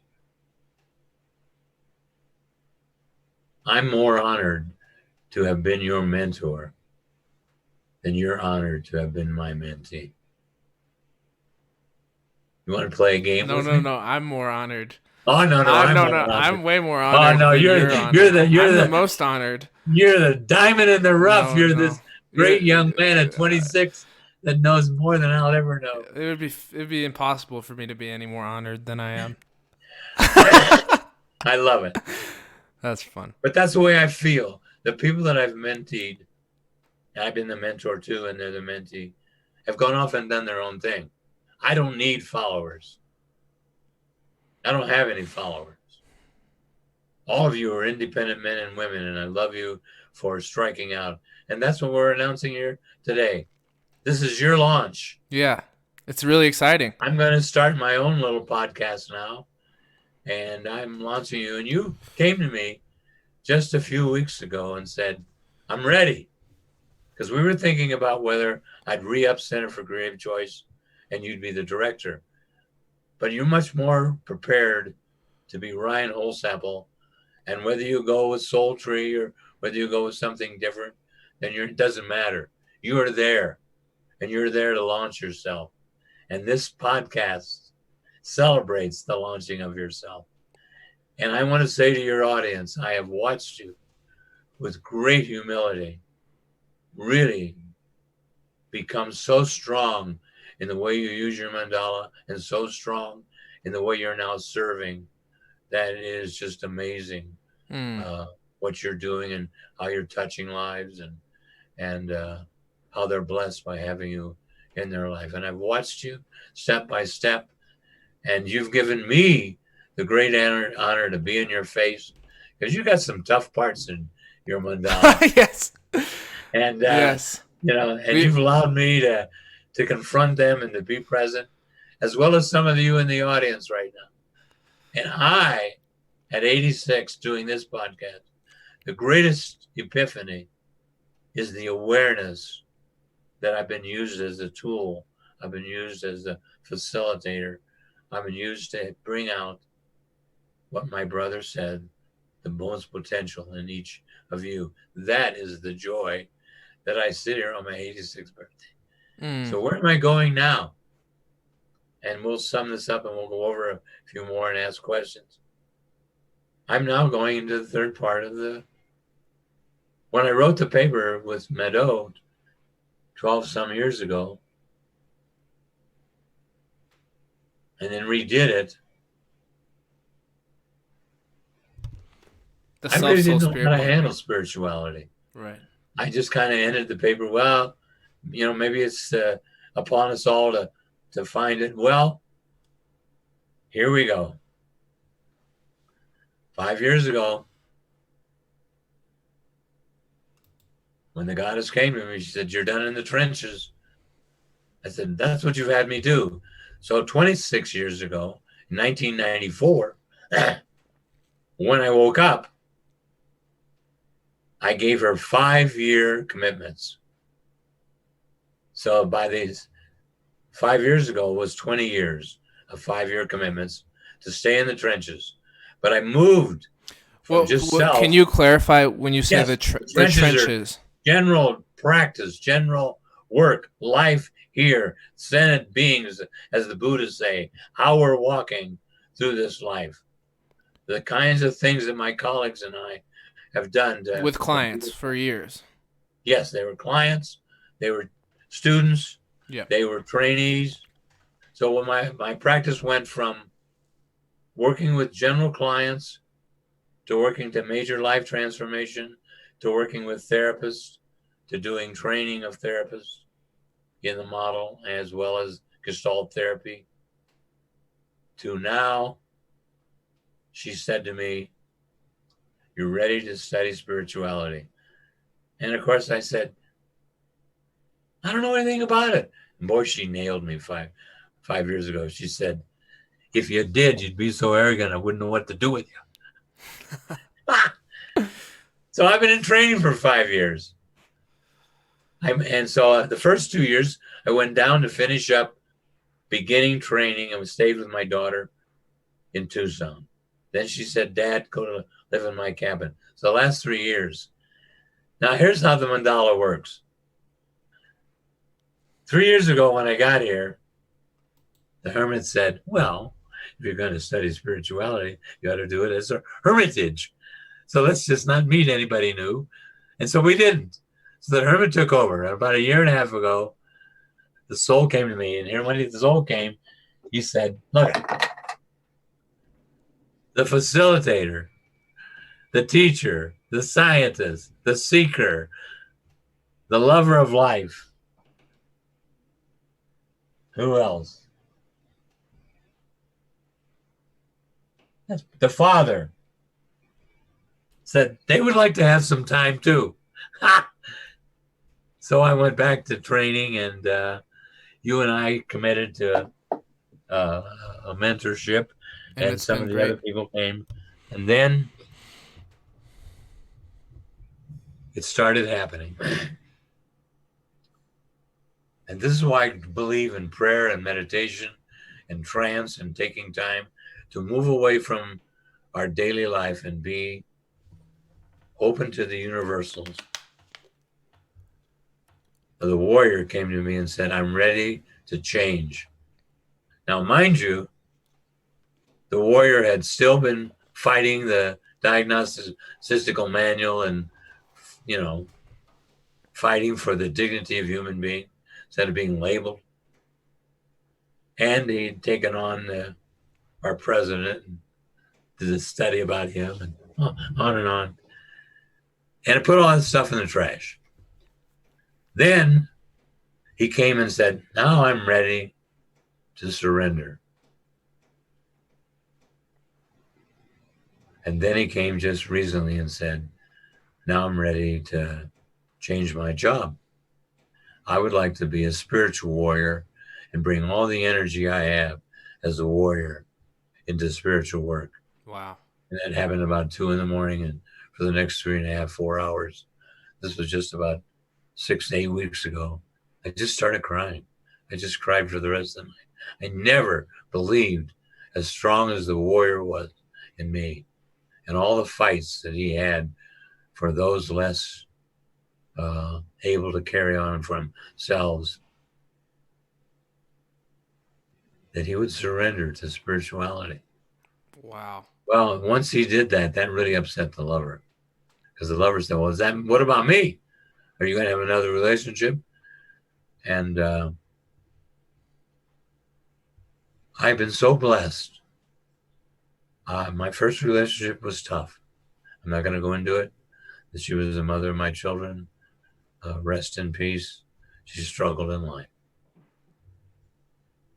But then Jan Hayden and Jean and Linda and Meadow, in this order: Jan, Linda, Jean, and Meadow. And there are 2 or 3 other women that I'm not going to mention, but they were very powerful. But those 4 taught me how to be a partner, because I didn't bring it in naturally. Those 4 graced my life, and I am eternally grateful. And in other podcasts, I've given some praise to them. But as I come into this period right now, so finally the lover just came 5 weeks ago and said, okay, I'll put it on hold. I don't know if there'll be another woman in your life, but I'm not going to seek. So the lover is devoting all of his energy now to a loving manner and spiritual. And the father has jumped right in and said, I love it too. So here's what's next. This Black Goddess came to me just a few weeks ago and said, I never believed that you would give up the warrior, but now I'm going to let you be a spiritual guide. So me and my big mouth, I said, well, then you got to give me a sign. Yeah. Ryan, the very next day, I get 2 calls from 2 people that wanted to be led into spiritual guiding. You're shitting me.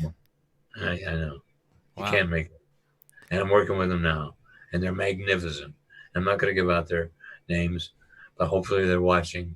And all I have is praise for the way they've taken to the training. And one is an angel, and one is already a wise woman. And it's just a matter of where they're going to pick their population and their who they're going to serve. And so here on the day I launch you, I'm starting with some spiritual guides. Amazing. Right now, you're going to be in the trenches. And right now, people need, men and women really need to find ways to bring love and meaning and purpose to our world again. Yes. Because greed and violence has not worked. It's been terrible. And we've got to bring back. One thing the pandemic is bringing out is loving acts of kindness. And people are reaching out to each other. It's also bringing out the greed in some ways. But the point is that they're really loving acts of kindness.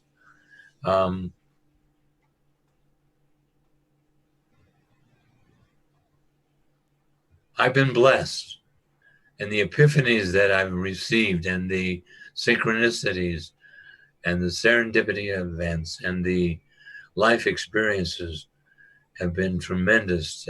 Yes. to guide me. What's behind all that? I wanted to share one other. In 1969, I met a beautiful man that's been his closest friend for years. And Larry and I finished graduate school together, Arizona State University. And he went off to get grounded and actually went to Savannah and worked in an open clinic where he saw lots of different kinds of people. But he came back in 73. And in 73, we're living in Sedona. And he's going up to Flagstaff to work and is also in practice with me. And we're both going to Phoenix. And then we begin to practice in Sedona. Then we begin doing Gestalt training. And Larry was the one who noticed. When the people came up to Sedona, and we were sitting in a little office with windows, they were looking outside at the beauty. And Larry said, you know what? We need to give them the first couple of hours to let them go out and be in the beauty of Sedona, on the creek and the red rocks and the gorgeous energy that's here. And then that'll open them up and they'll bring issues for the day. We won't have to do awareness exercises. They'll be ready to work. He was absolutely right. It was so profound. So then Saturday morning, for example, they'd go out and then they'd come in and boy, they were the wilderness and the beauty of it would stir things in them. And we'd go to work. And we created two phenomena. I did one of them, and we had the other one we did together. We created Center for Creative Choice. And that's the thing that I want to leave the audience with. You are not directed. The beauty of whoever created us gave us free will and gave us choices. And within this body and within this essence of this being, we have choices. And it's those choices that we make based upon what we bring in genetically and how life visits us that decides whether we have a life well lived or not. And it all started for me with Socrates' statement, the unexamined life is not worth living. I've spent my life examining who we are, and it's been such a blessing. And so Larry and I then developed Center for Creative Choice. I got the hit from him, though, and I went on and developed Wilderness Encounter. So in the summer of 73, I took my son for his emancipation into manhood and my emancipation into soul. And so I started my dropout in 73, and I've changed my whole life. And I'm not necessarily saying this is the way you should live, but I went from 90-hour work weeks to 16-hour work weeks. The average was from 73 till today to about 2 days a week. The rest of the time I'm in the wilderness or restoring houses or taking trips or whatever. Blessed and changed my whole life. But the calling was there. So in 1979, I surrendered again. And the Black Goddess says, you have to go back and serve. So since 1979, I've been back in. What I didn't do was start a retail or start another business. I came back to my calling. And so there's nothing but blessing. And I sit here at my 86, ready now to be a spiritual guide. So how am I going to do this? Well, next week is a perfect example. I'll only be in contact with a few of you. Ryan, you're one of them, so you get the privilege. And the rest of the time I'll be in meditation and reading and study. I'm going to turn the television off for a week, not even watch what goes on. You'll have to solve the pandemic without me. and you'll have to solve Donald Trump without me. You're on your own. And I'm going to be meditating and reading. This whole next year, I'm going to devote to that. And so I won't be in contact with a lot of people. As I said, I'm going to go down the rabbit hole. And I will continue to be opening for spiritual guiding. And I'm going to start my own podcast this week where I begin to give out the truths as I know them, the lessons that I've learned, the meanings that you have taught me. What people have taught me is what's most important, not what I taught. And so by being with people like you that have taught me such great lessons, I'm going to tell you about your lives. I'm going to tell them about what I learned. Amazing. And I'm ready for questions. Amazing. So please, everybody, if you have any questions, now is the time. I know we've got one up there from Dust to Dust that's been waiting for a while. And before we do that, I just want to share with you, Raj, that it's been fantastic to do this series of podcasts with you. And I've had a lot of fun with them. I've learned so much from you, and to be able to share just a little tidbit of that with the audience has been a real gift. And they don't get to see our one-on-one phone calls. They don't get to see me wrestling against and squirming around when you're mentoring me. But if they did, they would know that it's an amazingly transformative relationship that we have, and I have a level of trust for you that I don't really have for many human beings on this planet. And when it comes down to it, what I know is that you're in my corner. And as much as my challenger comes up and gets angry and fussy, it's really funny. Most of the time, it might take a couple hours or a couple days, but I think to myself, he was right.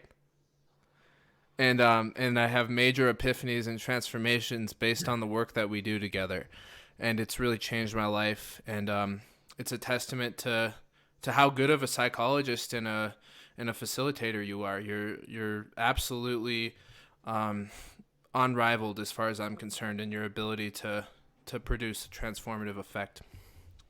Again, I thank you very much, and do the one thing that's necessary to make further clarification. For those transformations to occur, you had to be open to yourself. You had to be open to parts that were challenging your challenger. Yes. So that I could agree. feed back to you what other parts of you said, or we could actually play them out on a Zoom or face-to-face or at a podcast. And I wrote my dissertation on this, that therapy only works if the person comes with a belief that it'll work. Right. Absolutely. Yeah. Well, I certainly did the work, and it was very. You showed up, brother. Yeah. Okay. Thanks.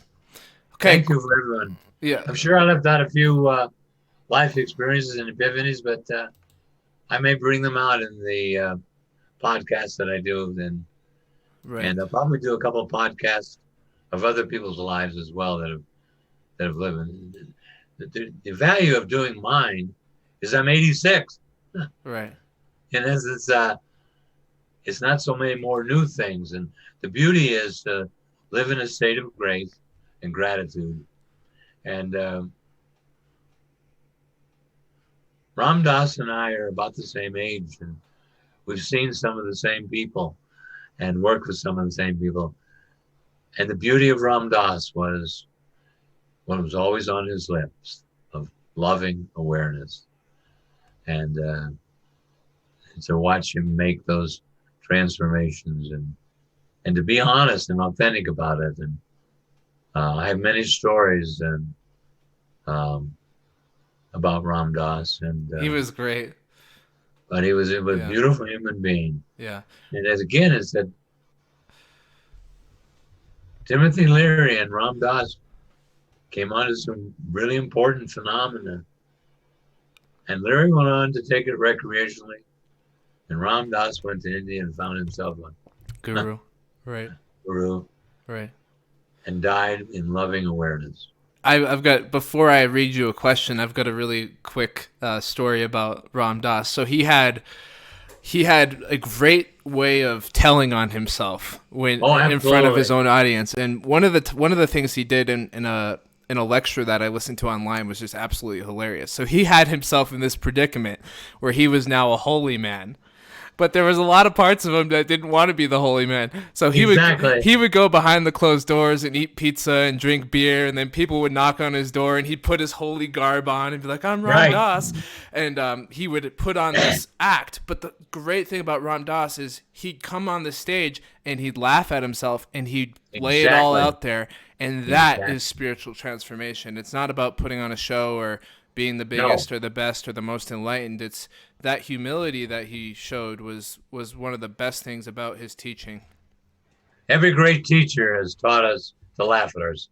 Yes, If we can't absolutely. laugh at ourselves, we miss the whole thing. Absolutely. Okay. Okay, first question. We'll go through a few here and see if we can get through them. How do you determine? This is from Dust to Dust. How do you determine the identity of these identities? More specifically, how do you set dichotomies between identities as individual from one another? Talking about they're talking about subpersonalities, obviously. Good. Let me answer the first part. The first part is by, remember, there's more to science than just an experiment. And I love experiments because they zone in and they give us predictable rates. But observable science is just as valuable. So, therefore, by studying genealogy, studying your family history, going to 23andMe, excuse me, Ancestry, and others will give you that genealogy. But now they're also giving you what I do by asking questions. So let me compare the two. What I did was observe my genealogies. I observed their characteristics. I observed how they had coping styles, how they handled all aspects of life. What were their perceptions? Then I looked to see where they came down. Well, some of them were simple. Alcoholism is rampant on both sides of my family. I've lost a grandfather, an aunt, a cousin, a number of cousins, a brother. Um, so the thing is that I can go through my families and see how it started. I have my son has sobriety, and he had faced his own addiction, on and on. So then I can also see other things, characteristics, intelligence, coping styles, as I said, um, ways of approaching things that are not just a coping, but are built in the sense of confidence. One of my granddaughters gets an assignment in college, starts on a ride the other way, right away. The other gets an assignment, like me, waits and bangs it out the night before and stays up to 3 a.m. and turns in the paper. Both get A's. One gets them by slowly, showing up, and the other by, waiting around and finally getting it. Okay. The next thing in observing is observing what values or things they place as important, observing what belief systems they develop, or what belief systems might be handed down. So after all, and I could go on for hours about observing. That's the way I started. Then I looked at me and did my own mandala. How did I do that? Well, I asked those tough questions. When did this characteristic or this subpersonality show up in my life? And how did it get manifested? And then I listened to the stories that were told about me and tied those in. And then I went through the process of differentiating between the things that I brought in, excuse me, and the things that were learned. So there are a lot of things learned. Like I did not bring in a partner, and being with partners, I've learned how to be a partner by being with them. That comes with the I-thou relationship that Buber talks about, or other great relationship But it scientists. didn't come naturally. It did not come naturally. I learned to be a partner. Okay. Now, where we are currently is the more we gather genomes, the more we're going to be able to give exact predictabilities, or at least predictabilities based on marginal levels of error or marginal levels of accuracy. Okay. Yes. And those depend. Now, let's take a simple one. All of the 5 major diagnostic categories are all on the same chromosome. Schizophrenia, which I don't even believe in at all, bipolar, autism, anxiety, depression, and attention deficit disorder. They're on the same chromosome. When you just slid in, I don't believe in schizophrenia. I think we'd like a explanation. Yes. Schizophrenia means the deterioration of personality. And actually what it is an increase of subpersonalities that challenge each other. Right. So you're not saying you don't believe in the phenomena. You don't believe in the labeling of it. No, I don't believe in the term. I don't Right. believe it's disintegrating. Right. We start with the notion there's such a thing as only one kind of personality. For example, there's no such thing as mental health.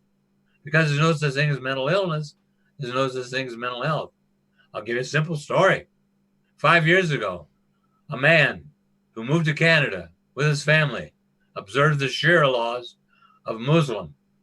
His daughter dated a non-Muslim, and he killed her along with the help of his son, her brother. When he got to jail, he said, "Why are you arresting me? I only did what I was taught. I only did what my religion tells me to do." Right. Is that good mental health or bad mental health? He's practicing good mental health. According to their culture, right. According to his culture. Right. Right. Right. Yeah, and Thomas Shaw's Well, the idea in the is 60s, Thomas Shaw's did a wonderful job laying out how you cannot compare a physiological model of health to a direct model of mental health because we don't have the same standards of testing. Exactly. Zyprexa went into the Japanese population, and because of an interaction between the drug and typical things that are in the Japanese population, it increased diabetes. That didn't necessarily happen in our culture. Right. Okay. And Zyprexa didn't actually do anything. Yes. Now, why did it hang around? Well, this is what it has to do. Zyprexa, by late 1990s or early 2000s, had already made $20 billion. But they paid out $5 billion in lawsuits. And the only reason the lawsuits were successful because the scientists within Lilly told on the company. Wow. Okay. Because they hid bad research. Now, go ahead. Okay. The other thing is that you ask people to tell you stories of events, not stories they made up. I'll differentiate that, of how that supposed genetic or that subpersonality operated. And once I began to have people that said, well, they brought in a caregiver, I asked for, then he elaborate with tons of stories about caregiving. Right. Okay. And then I break it down. So there's a difference between a caregiver and a caretaker. And here's what they are. The caregiver does not follow the gift. The caregiver simply puts that out there. The caretaker has an attachment to the outcome. So you got to get well or they're pissed or you got to follow where the caregiver just puts it out there. Okay? So there's a difference right there in the name. Now, the names don't mean anything. What the names describe are a set of dynamics. Okay? So let's take my seeker. My seeker goes over the next mountain just to see what's there, even though it looks like the same as he just was on. I mean, he seeks for the very basis of seeking. Not everybody does that. Not everybody's curious. Curiosity, adventure, seeker. So the name does the best description of the dynamics of the individual. Absolutely. Now, what was the second part of that question? Let me go back up, and we've got a few more questions waiting here too. So let's get through this one. How do you set dichotomies between identities as individuals? Good, wonderful. This is one of the biggest flaws of developmental psychology, as well as cultural values, okay? So we have all kinds of phrases in growing up. One of them that I love that a friend of mine from Texas says is that he was taught as a young boy, don't show out. In essence, children should be seen and not heard. On and on and on. You know, like the idea is it's really okay to hit your kids. So that cultural value comes in. The truth of the matter is, we're not a single voice.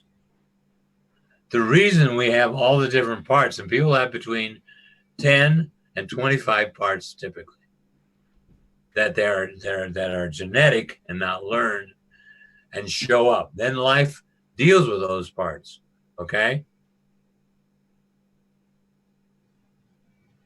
If you brought in a victim and you're not victimized, you kind of think, oh, well, when something happens like a victim, oh, well, I guess it's my turn in the barrel, or oh, well, right? why Or me? it's a rainy day, and you say, why is life so hard on me? It's always raining. You find things that are objective and you make them subjectively against you. Right. Now, if you bring in a victim and you're victimized, you may see the whole world through that victim. It may affect every event. And even then, if you also bring in a propensity to feel persecuted added to that, then it's double. Then if you also bring in a tendency to suicide, in the 60s, two guys from UCLA did a great survey of suicide, and they found out some very, very interesting things that have held to this day. If someone comes into the world with real strong genetics not to be here and suicide out, they're gone before they reach adulthood. They sell them. If they come in with another part that wants to live, then the war goes on. That answers this person's question. So you can have suicide and feelings of wanting to live conflict with each other. It's one reason that sometimes people take a bunch of pills and call 911. Because both of those parts wants to live, wants to be rescued. Then also it develops into coping styles. I worked with this woman, and she really was talking about not being here, not living, and she really wanted. So finally I said, okay, but what I'm hearing in her is anger, and I'm really actually hearing pissed offness that she's taking out on herself. So I went into my little closet and I got out a big cloth and put it over the top of the, it was like what you'd wrap yourself around to stay warm, a little blanket like. And I put it down on the rug in the counseling room and said, lay down. And when you lay there, you're in your tomb. And here's all the people around you that came, just before they drop you in the ground. And what are they saying? And so she starts playing out her friends. But remember, by setting up the whole situation, what's going to come out is what she's really feeling, not what she's making up about herself. So here's what they say. One says, "God damn it, I'm glad she's dead. She's such a pain in the ass. I got so tired of hearing her. Now we can be done with it." And the other says, "Yeah, I know. I quit answering the phone sometimes because I knew I was just going to get this whole ration of why she shouldn't be here." And then the other says, "Boy, we're going to have a lot of free time now." And she jumps right up off the cloth and says, "God damn it." I said, "What happened?" She says, "I'm not going to kill myself.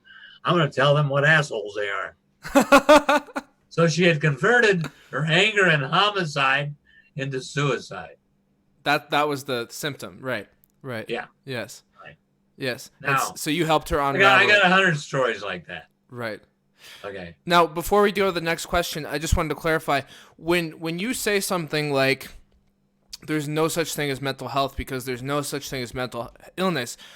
You're not saying that people don't experience different life issues or that there aren't a variety of... but I don't call them mental illness. Yeah, you just don't... I just wanted to clarify that for the audience, that you're not disavowing the phenomenology. You're changing the way we talk about these things.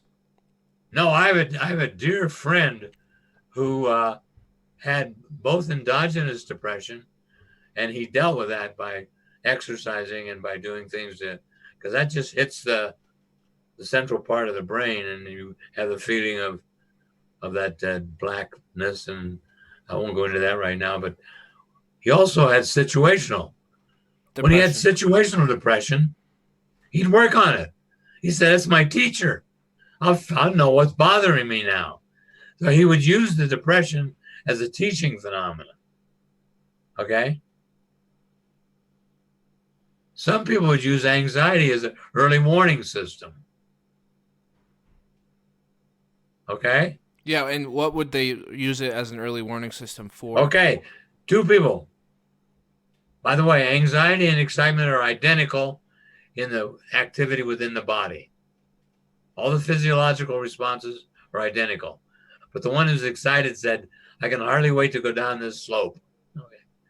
Right. The one who's getting anxious says, "Oh my God, what if I run into a tree? Or maybe it's too steep for me," so they can go back. That's an early warning system. Yes. Now, sometimes what we do, in my case, I have fear of heights and fear of falling. So I learned to rock climb, but I only go so far. I don't go to the point where when I was young and rock climbing that I would do lead climbing. I would do lead climbing if I had the protection, because I would only be out more than 10 or feet before I put in. But mainly I did top rope. So I was already covered. If I came off the rock, because there's a top rope at the top of the ledge, I'm going to only fall that short distance. Yes. Yeah. Okay? Yes. Absolutely. So sometimes we fight our fear by doing it. Yes. Okay? Now, I have exposure a fear of therapy. I would never like spelunking. My time in caves was not funny. Whereas my time on walls was wonderful because I felt protected. But trying to squeeze my body through a small opening to get to a bigger opening, that wasn't real fun. So I stayed at the outside of caves, so to speak. Right. Okay, go ahead. Okay, next question. So do you have a website from Katanka the White? I'm getting ready to put up a new website. And if that person will stay in touch with you, but I do have an email address that they can use. Great. Do you want... And you can give it to them right now, the Roger Strachan, Ph.D. @gmail.com. Do you realize what you just did? What? You gave your email out to the world. I don't care. Okay, good. You're trying to go into hermitage and spirituality. You can't afford to be answering a ton of emails. Who says I'm going to answer them? Oh, okay. Fair enough. I think I'll filter them. So if this guy says he was on a podcast, you can tell him, or this gal, they'll get an answer. And yes, I am going to put up a new website. I don't know what it's going to be like yet. Right. I was going to put up a new website with you. Then you went on your own. So now Right. I don't think I'm going to up Center for Creative Choice. I think I'm just going to up Roger Strachan, Ph.D. That's what I'm giving it out. Okay. Fantastic. This is from James. What does your meditation what do your meditation practices look like? Thank you. It's a great question. I've studied a number of different, since the early 50s, different methods. And what I've come up with myself is an approach to get to the state and the feeling of no mind. Therefore, as I go into a trance or go into meditation, to be able to quiet the mind, I often think of life's issues as on a railroad train. What I don't do is pick them off. I say, oh, I'm concerned about paying the bills, or, oh, wow, so-and-so wants me to call them back. I take them off and say it's there, and I don't remove them. If you remove them, work on them, then you don't get the no mind. So you see that they're coming, you just stay with. Now, a lot of people can use mantras to get into their meditation. I am a child of God, or I am open to being. I've been doing it long enough now that when I just stop, I go to no mind pretty quickly, but it takes practice. Can you explain what the qualities of no mind are? Yes, the no mind, you're empty and you're there. Then all of a sudden, what your soul wants to reveal or what parts want to reveal, then they bring up, and they're significant. I do the same thing with dreams. I'm not at the mercy of my dreams, just I'm not at the mercy of the meditation. Now, for meditation, I will use the Tibetan beads. Okay, whether I use just the 8 or the 14 or the big 100 and so on. And I usually will start getting in the frame of mind. As I said, what do I need the most? Humility. And what do I love the best is gratitude. So I'll do some series of the beads with just asking and feeling humility. And that humility feeling will move me into no mind. Same if I use gratitude. And then sometimes I'll use a mantra. But mainly what I do is I focus on being still, being quiet. And then once I'm quiet, now let's go transfer that dreams. When I was a young man, I decided I don't have to deal with a dream I don't like. I'm going to wake up and change the dream. So the whole element and the learning of focus like that, where you take control, that whole phenomena is what you bring consciousness to do to the mind. I want to be quiet, and I get quiet. It's almost like you'll get what you ask for. If you tell the brain to do X, it'll do X. Now, sometimes dreams are major epiphanies, or they're major awarenesses. As you're dreaming it, you have to cipher out what you're going to do with it. So I wake up and work on my dreams. I'll work on them right after I have them. I don't wait till the next morning when they're foggier. I do it right when it happens. So that must take a lot of discipline to It does take a lot. It takes a lot of focus. But so does learning to play golf. So does running. So does swimming. So does intellectual pursuits. Right. I mean, when I taught college and when I taught freshmen, the first part of the course was teaching them how to learn.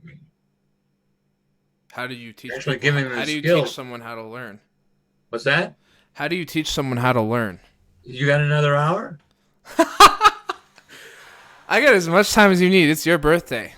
Yeah, well, no, you and I'll have that sometimes. It's really very easy because I know how the brain works. Right. So since I studied the brain, you know how it works.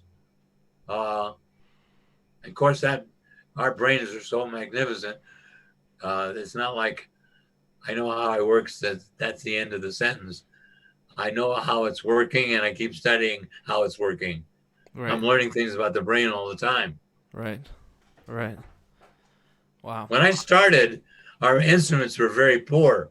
Now we run little cameras into our brain, Amazing. isn't it? Yeah. It's amazing. Okay, go ahead. What's next? Let's see. Did I answer that question? I think so. I think so. The follow-up question for that for me would be, um, when there's a dream that, like you said, is a major epiphany. How do you differentiate a major epiphany from something that's just playing out an old tape or going through repetitive fears or repetitive Beautiful anxieties? question. You work on it. You wake up from the dream and you see all the parts of you, because all the parts of you will be in that dream. And or there's a few occasions when we dream about an actual construction site or get an epiphany or get an awareness. What I do is I first check out my feelings. How much did this impact on the limbic system, and what kind of feelings were there, and how much fear, or anxiety, or joy, or aggression, or all So no dream is going to go past my limbic system. I choose to see how I feel, and I don't want an intellectual explanation from my frontal lobes when I ask for a feeling. So I'll go right to the limbic system and I'll see, am I flush? How's my body reacting? And on and on and on. Then I tie it up with, what does this mean? How does this now? Then I go to the frontal lobes where things like this are stored in regards to understanding, and then I'll go from the frontal lobes back to my temporal lobes and bring in another memory. How much does it tie in? I mean, you work at a dream interpretation. You don't just sit and say, well, let's see what happens. So you actually explore. Wow. You bring the same kind of focus. Then if I have a dream I don't like, I'll wake up and redo it. If it goes back to the same way it was, I'll wake up again. I've woken 5-6 times till I get the dream the way I want it. Then, okay, now it's like it. That's great. I'm not going to have a nightmare. Fuck that shit.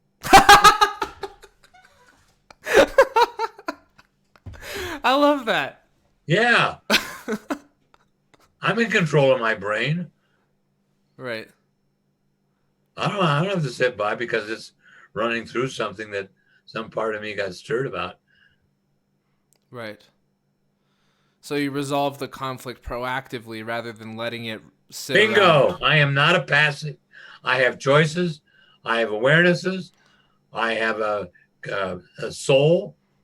So what's happened in the way I've done the mandala, which we haven't talked about yet, is all of the parts eventually have to answer to the soul. Now you can go through life and live here on earth by your parts. I've seen people do it. They never get into their soul. So automatic reactions to life based on the parts of them rather than soulful and conscious intentions. Exactly. In my case now, no part can act without it going by the soul if it's important. Now, if I'm going to have an ice cream sundae or a banana split, I let the 10-year-old decide that. I don't have to.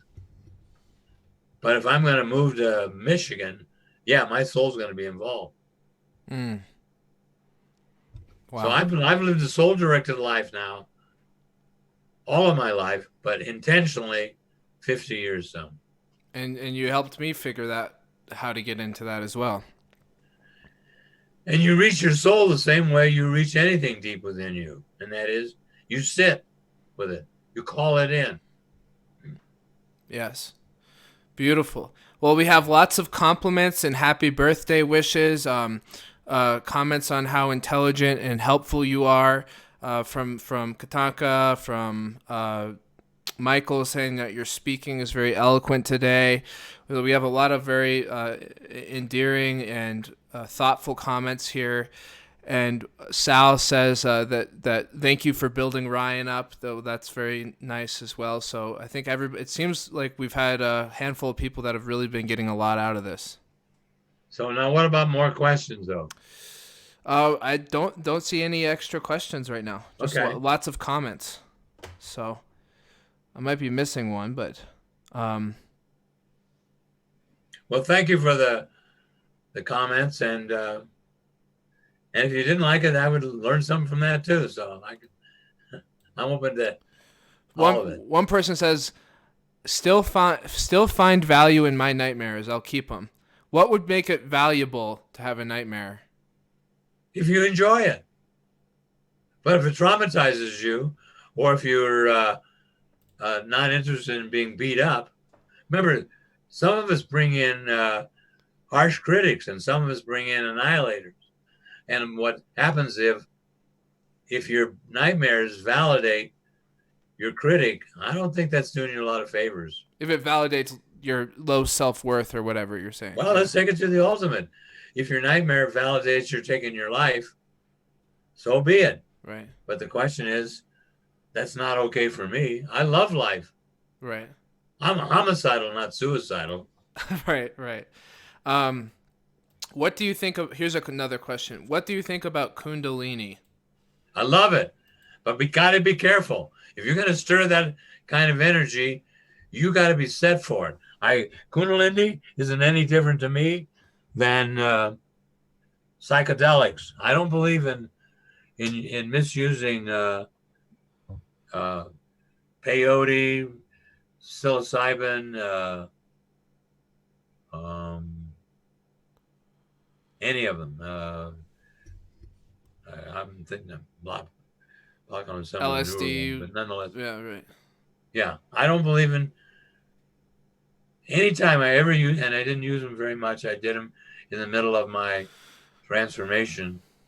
I did them in the wilderness. I fasted.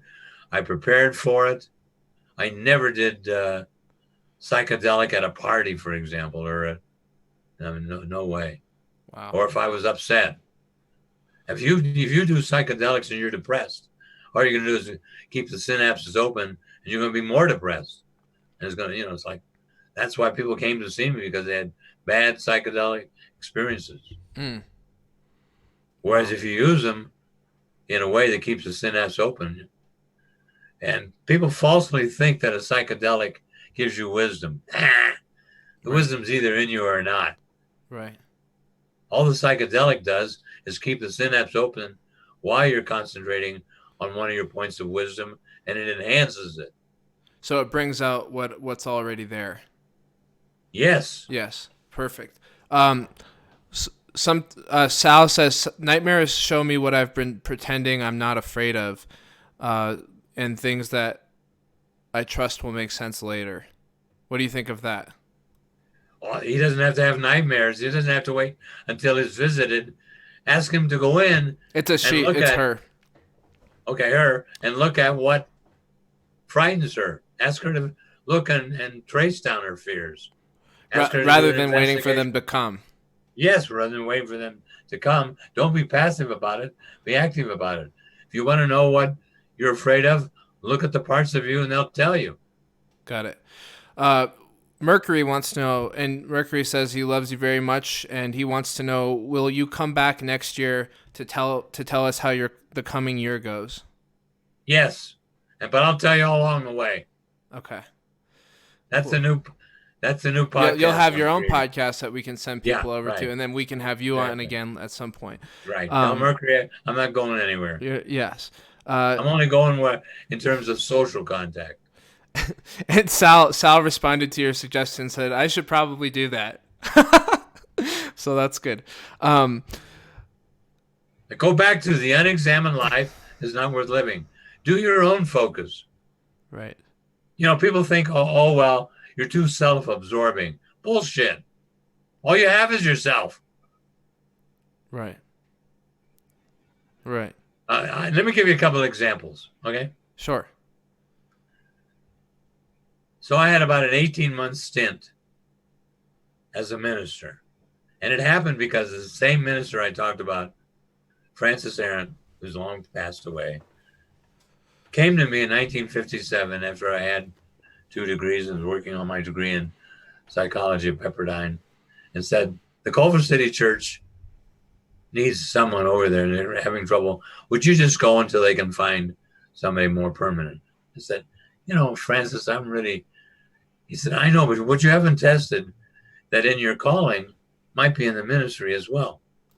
I said, okay, I'll go. So I went and I did what I do. I preached on love and I never talked much about sin. And 18 months in, one of the elders comes to me and says, you never preach about sin. You only preach about love. And not being able to keep my big mouth shut, I said, well, the only sin I know is the terrible way Christians treat each other and other religions. Well, that was it. I looked in his eyes. I went home and signed my resignation. Wow. It was over. The gig was up. But what have we done in 18 months? We doubled the membership. We'd added a new educational setting, and we were giving more into charity than ever before.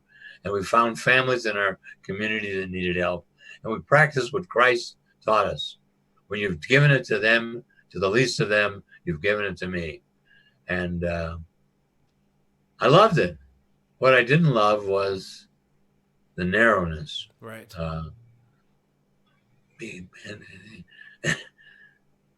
And here's how the narrowness provided itself.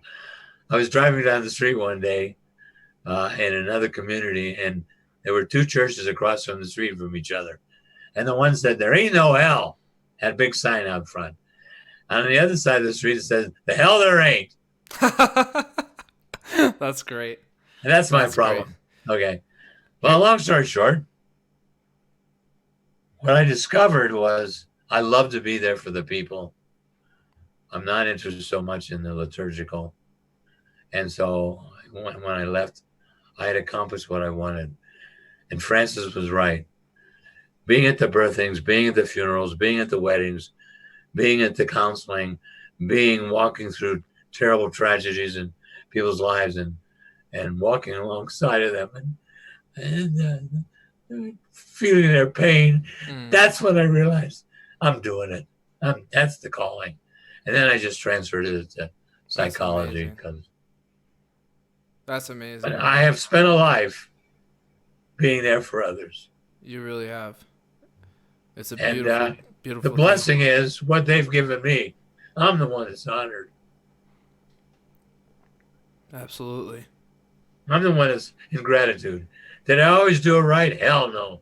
Did I sometimes mess it up? Of course. I'm an asshole. Why wouldn't I mess it up?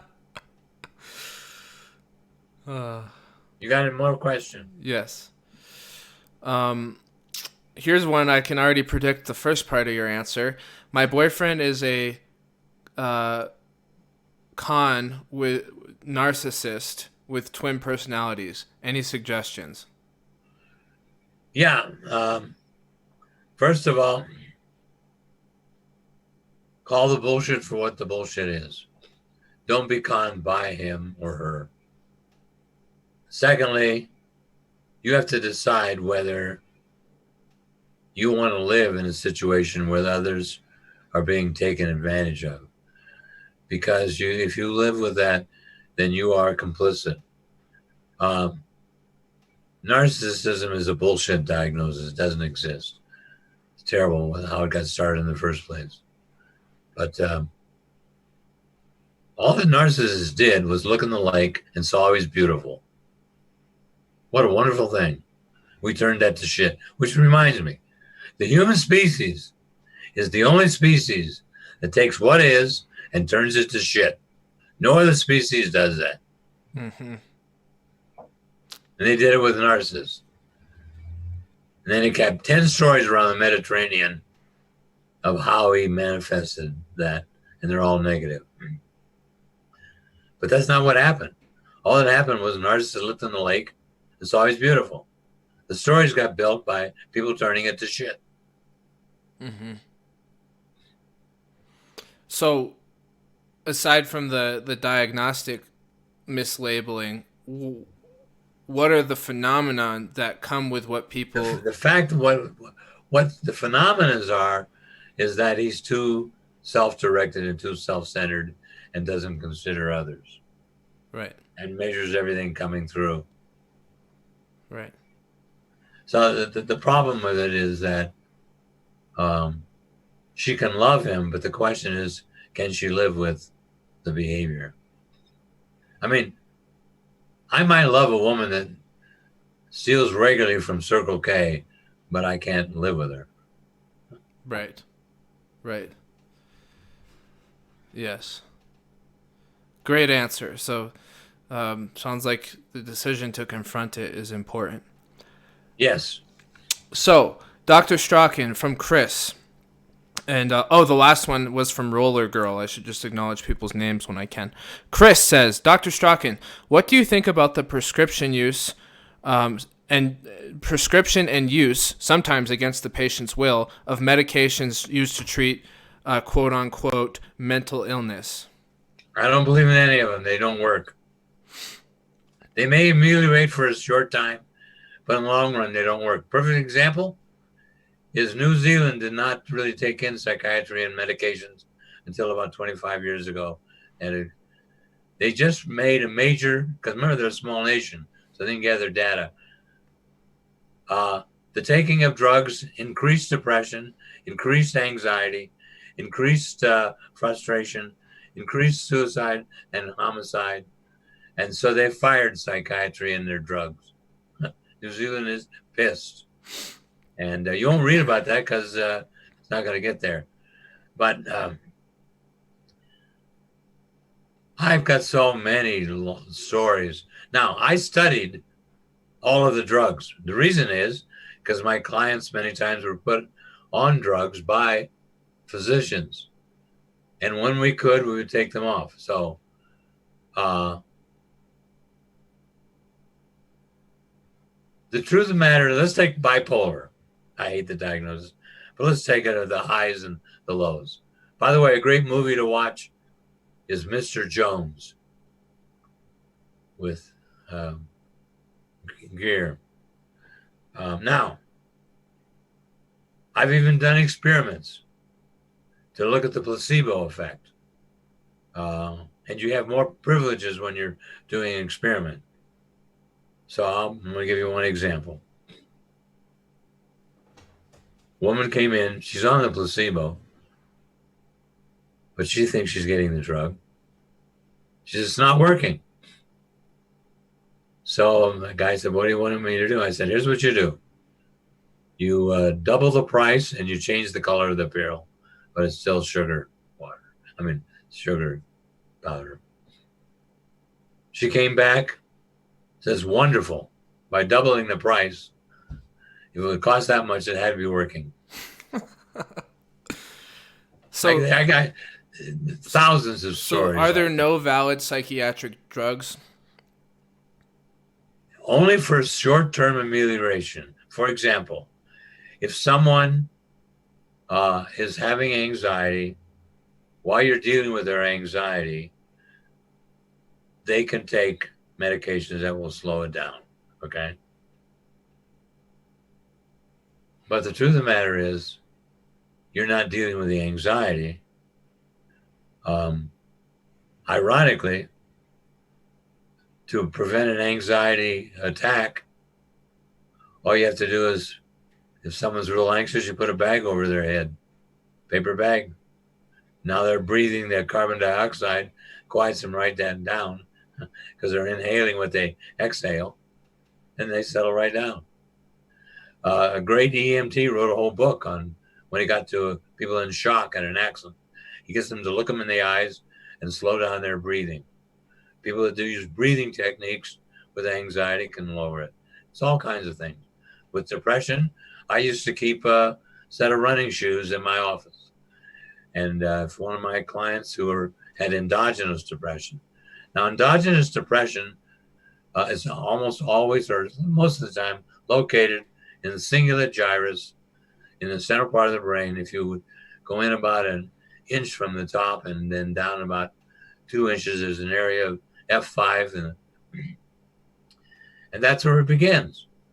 The difference is people never come to see us. They go running or go see a movie or call a friend. Or obviously, there's something that was totally perplexing to us in clinical psychology, and that is for some women going shopping, they get rid of endogenous depression. They kick in the endorphins and the shopping does it. Right. The dopamine. Right. Now, the thing is that, yes, it might slow something down. But in the long run, it doesn't work. And here's what research shows.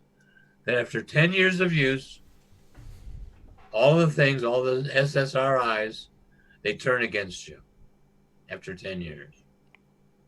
Really? Yeah. It gets reported in the literature, but it doesn't get reported to the public. Is that right? Wow. Yeah. Well, it's good that everyone here knows that now.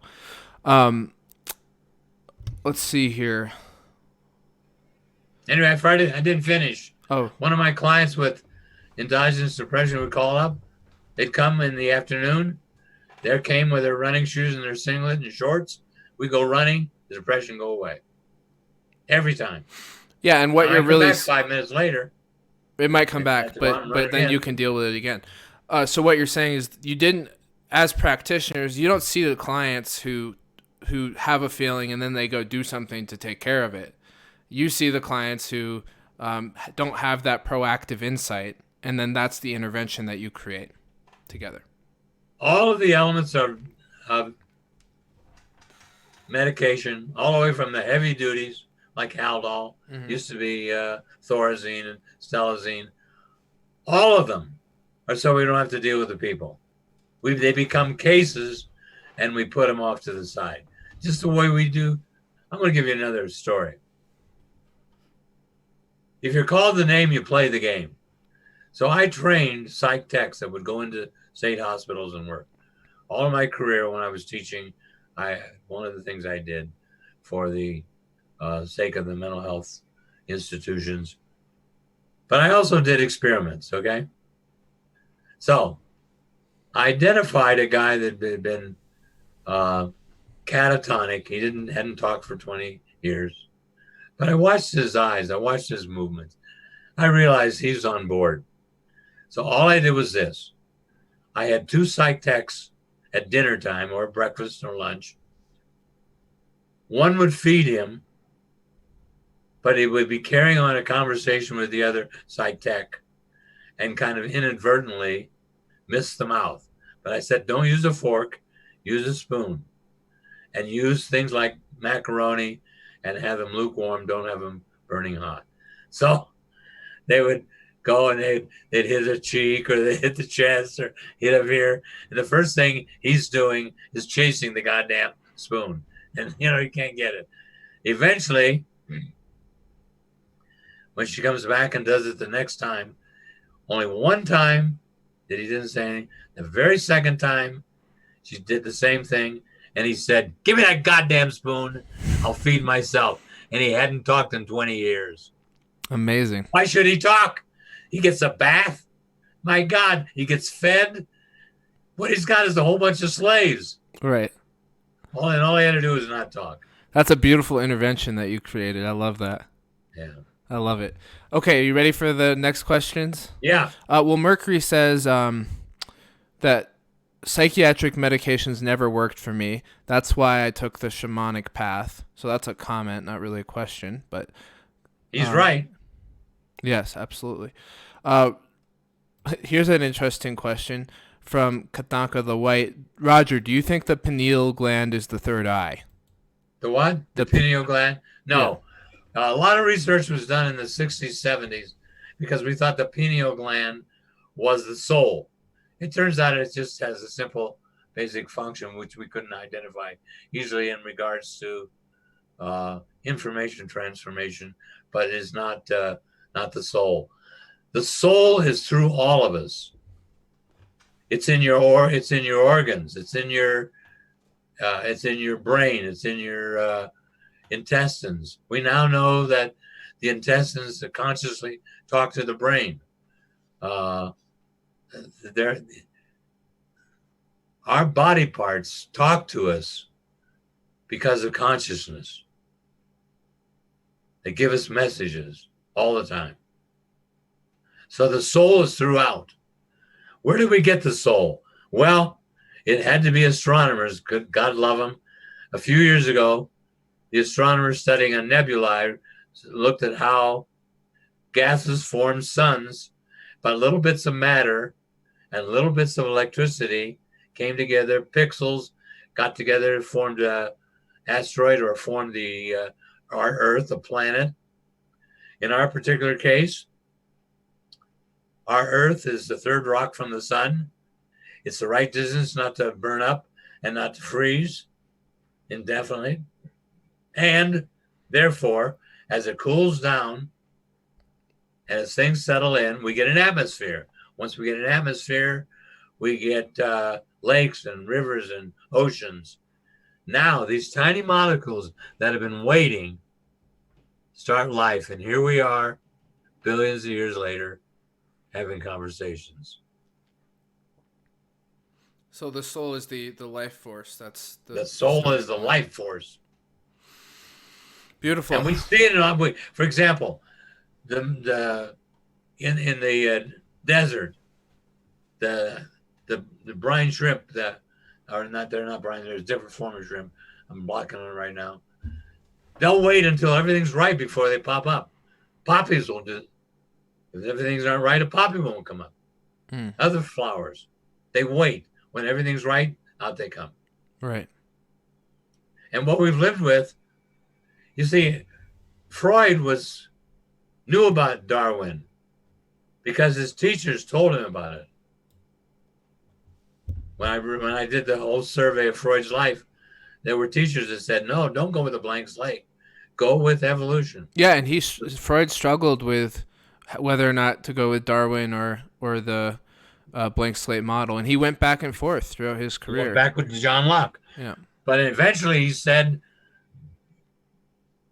ego, id, and Subaru are not enough.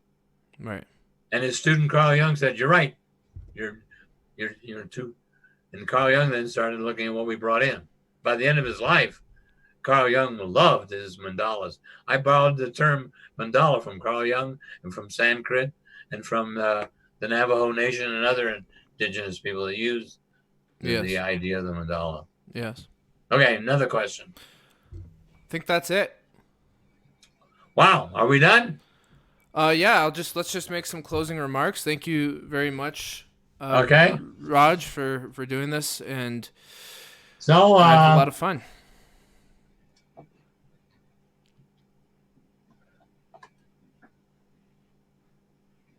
Let me flesh out. Is my mandala still up for him to see? I can put it up right now. Okay, it's up. I want to do a summary of the parts in it. The 10-year-old, and then when I ask people how old the little girl or boy in them, they begin to tell me times that they most identify with. And when they get down on their hands and knees, or when they go to play with a middle year child like 11, who they like the best. Well, two things. One, 10-year-old was the greatest time in my life at 10. But also, I really loved my 10-year-old. And when I dropped out, because of the way I had some difficulties in parenting, I re-raised my 10-year-old. And he's so vital. Now, let me show you how I use the parts all the time. First of all, they're always up. I'm always talking to them. It's secondary. I don't have to go and find them and to know who's talking. But I still will use them like I'm just because this makes it even stronger. So I have this favorite little coffee shop. And I go in and I say to the young men and young women, well, I'm the 10-year-old today. I left the adults in the car. So I'm having a mocha.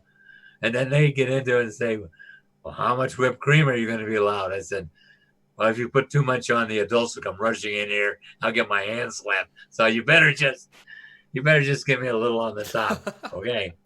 And I come in and say, who's coming in today? The adult. Well, does that mean you want a cappuccino or do you want just straight coffee? Right. And they laugh. Then I ask them, how's the little girl or boy in them? And they can tell you. The first I think about it, and all of a sudden, they and then they say, well, what ages mean what? And I say, well, 5, you're very naive. 6, you're learning how to read. And 7, you're starting to get things together. 8, you're into wonder. 9, you know it all, and you're just a pain in the ass. 10, you're even a pain in the ass, but you got better coping skills as a pain in the ass. Right. So you get away with more. 11, you're getting into pre-sexuality, and 11-year-old boys love locker room jokes, and the more salacious they are, the more they love them. I mean, it's just when my grandson was 11 years old, he sent me this tape, and it was like the store people were in Target, and so the first thing, the husband separated from his wife. She got the basket, so he goes around and he's quietly dropping condoms in everybody's basket. Wow, that's hilarious. Okay, I won't go on, but you see what I'm trying to say? Yeah. Now, That's good. wild man, where are you? I love this guy. Natural wilderness. It's not a wild man at a party. I'm not good at parties, but the wild man in nature is home. I live now in a tiny little cabin, 800 square feet. I have no fences. I've got the deer all named. And they start with Newton because I have apple trees, so Newton and gravity and the apple falling out of the tree and all that. Okay. But what happens? I have one guy who's the biggest guy in town. He's Newton number 2. 4 weeks ago, I walk outside, and normally he's eating the grass because I have nothing but big lawns and apple trees. And he puts his head back down and eats. As he looks at me. Brian, he locked onto me.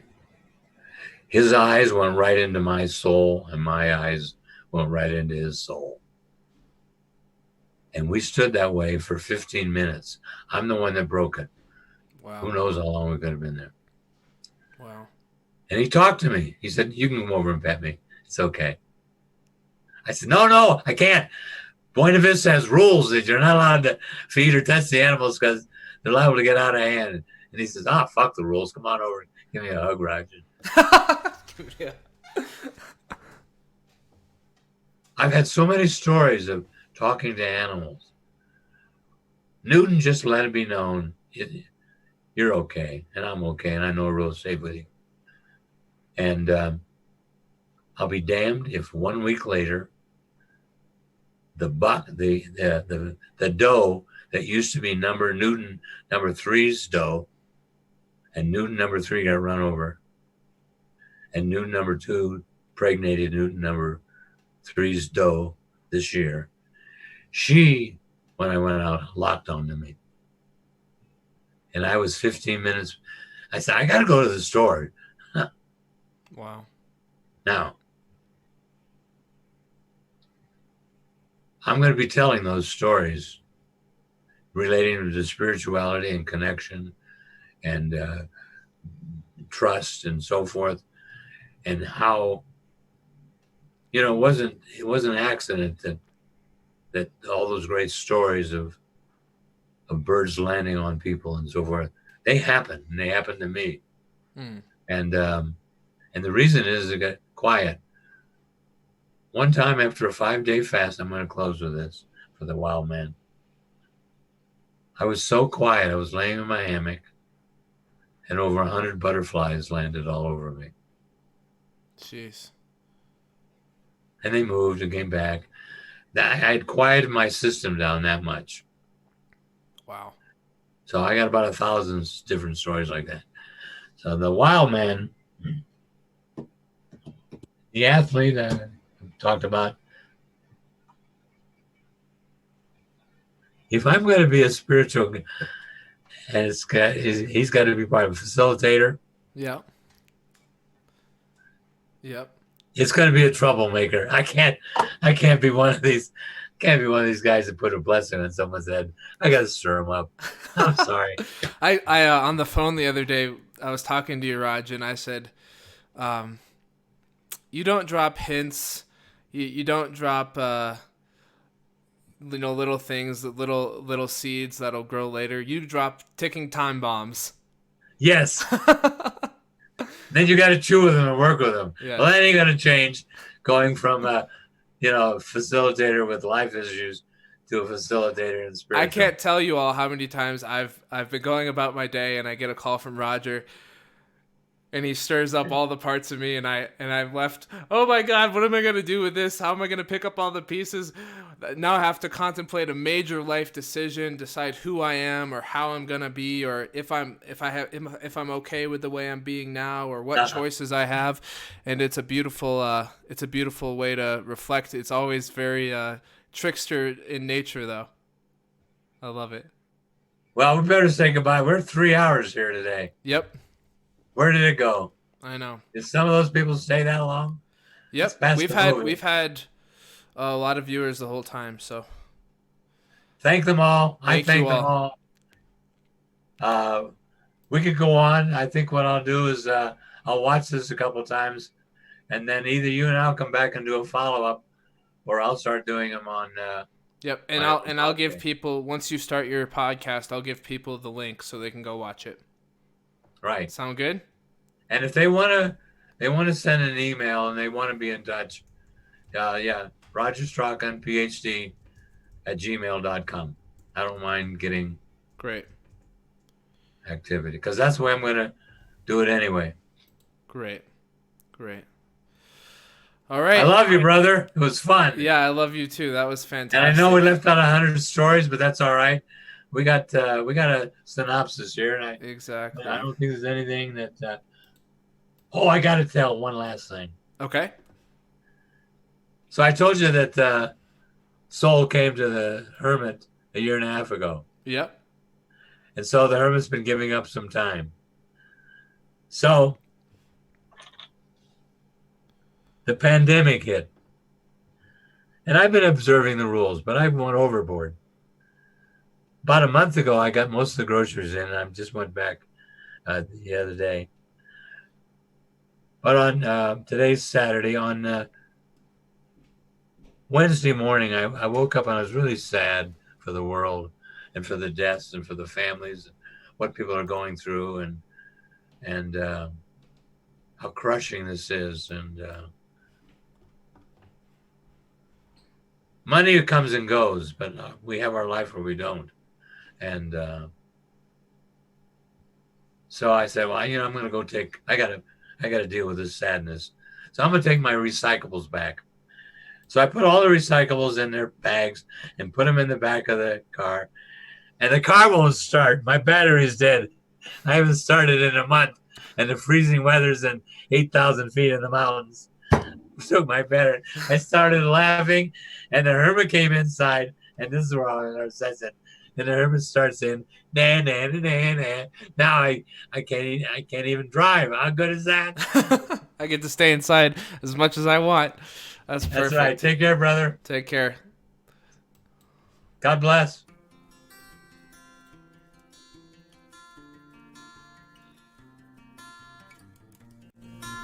Ryan, you want to talk?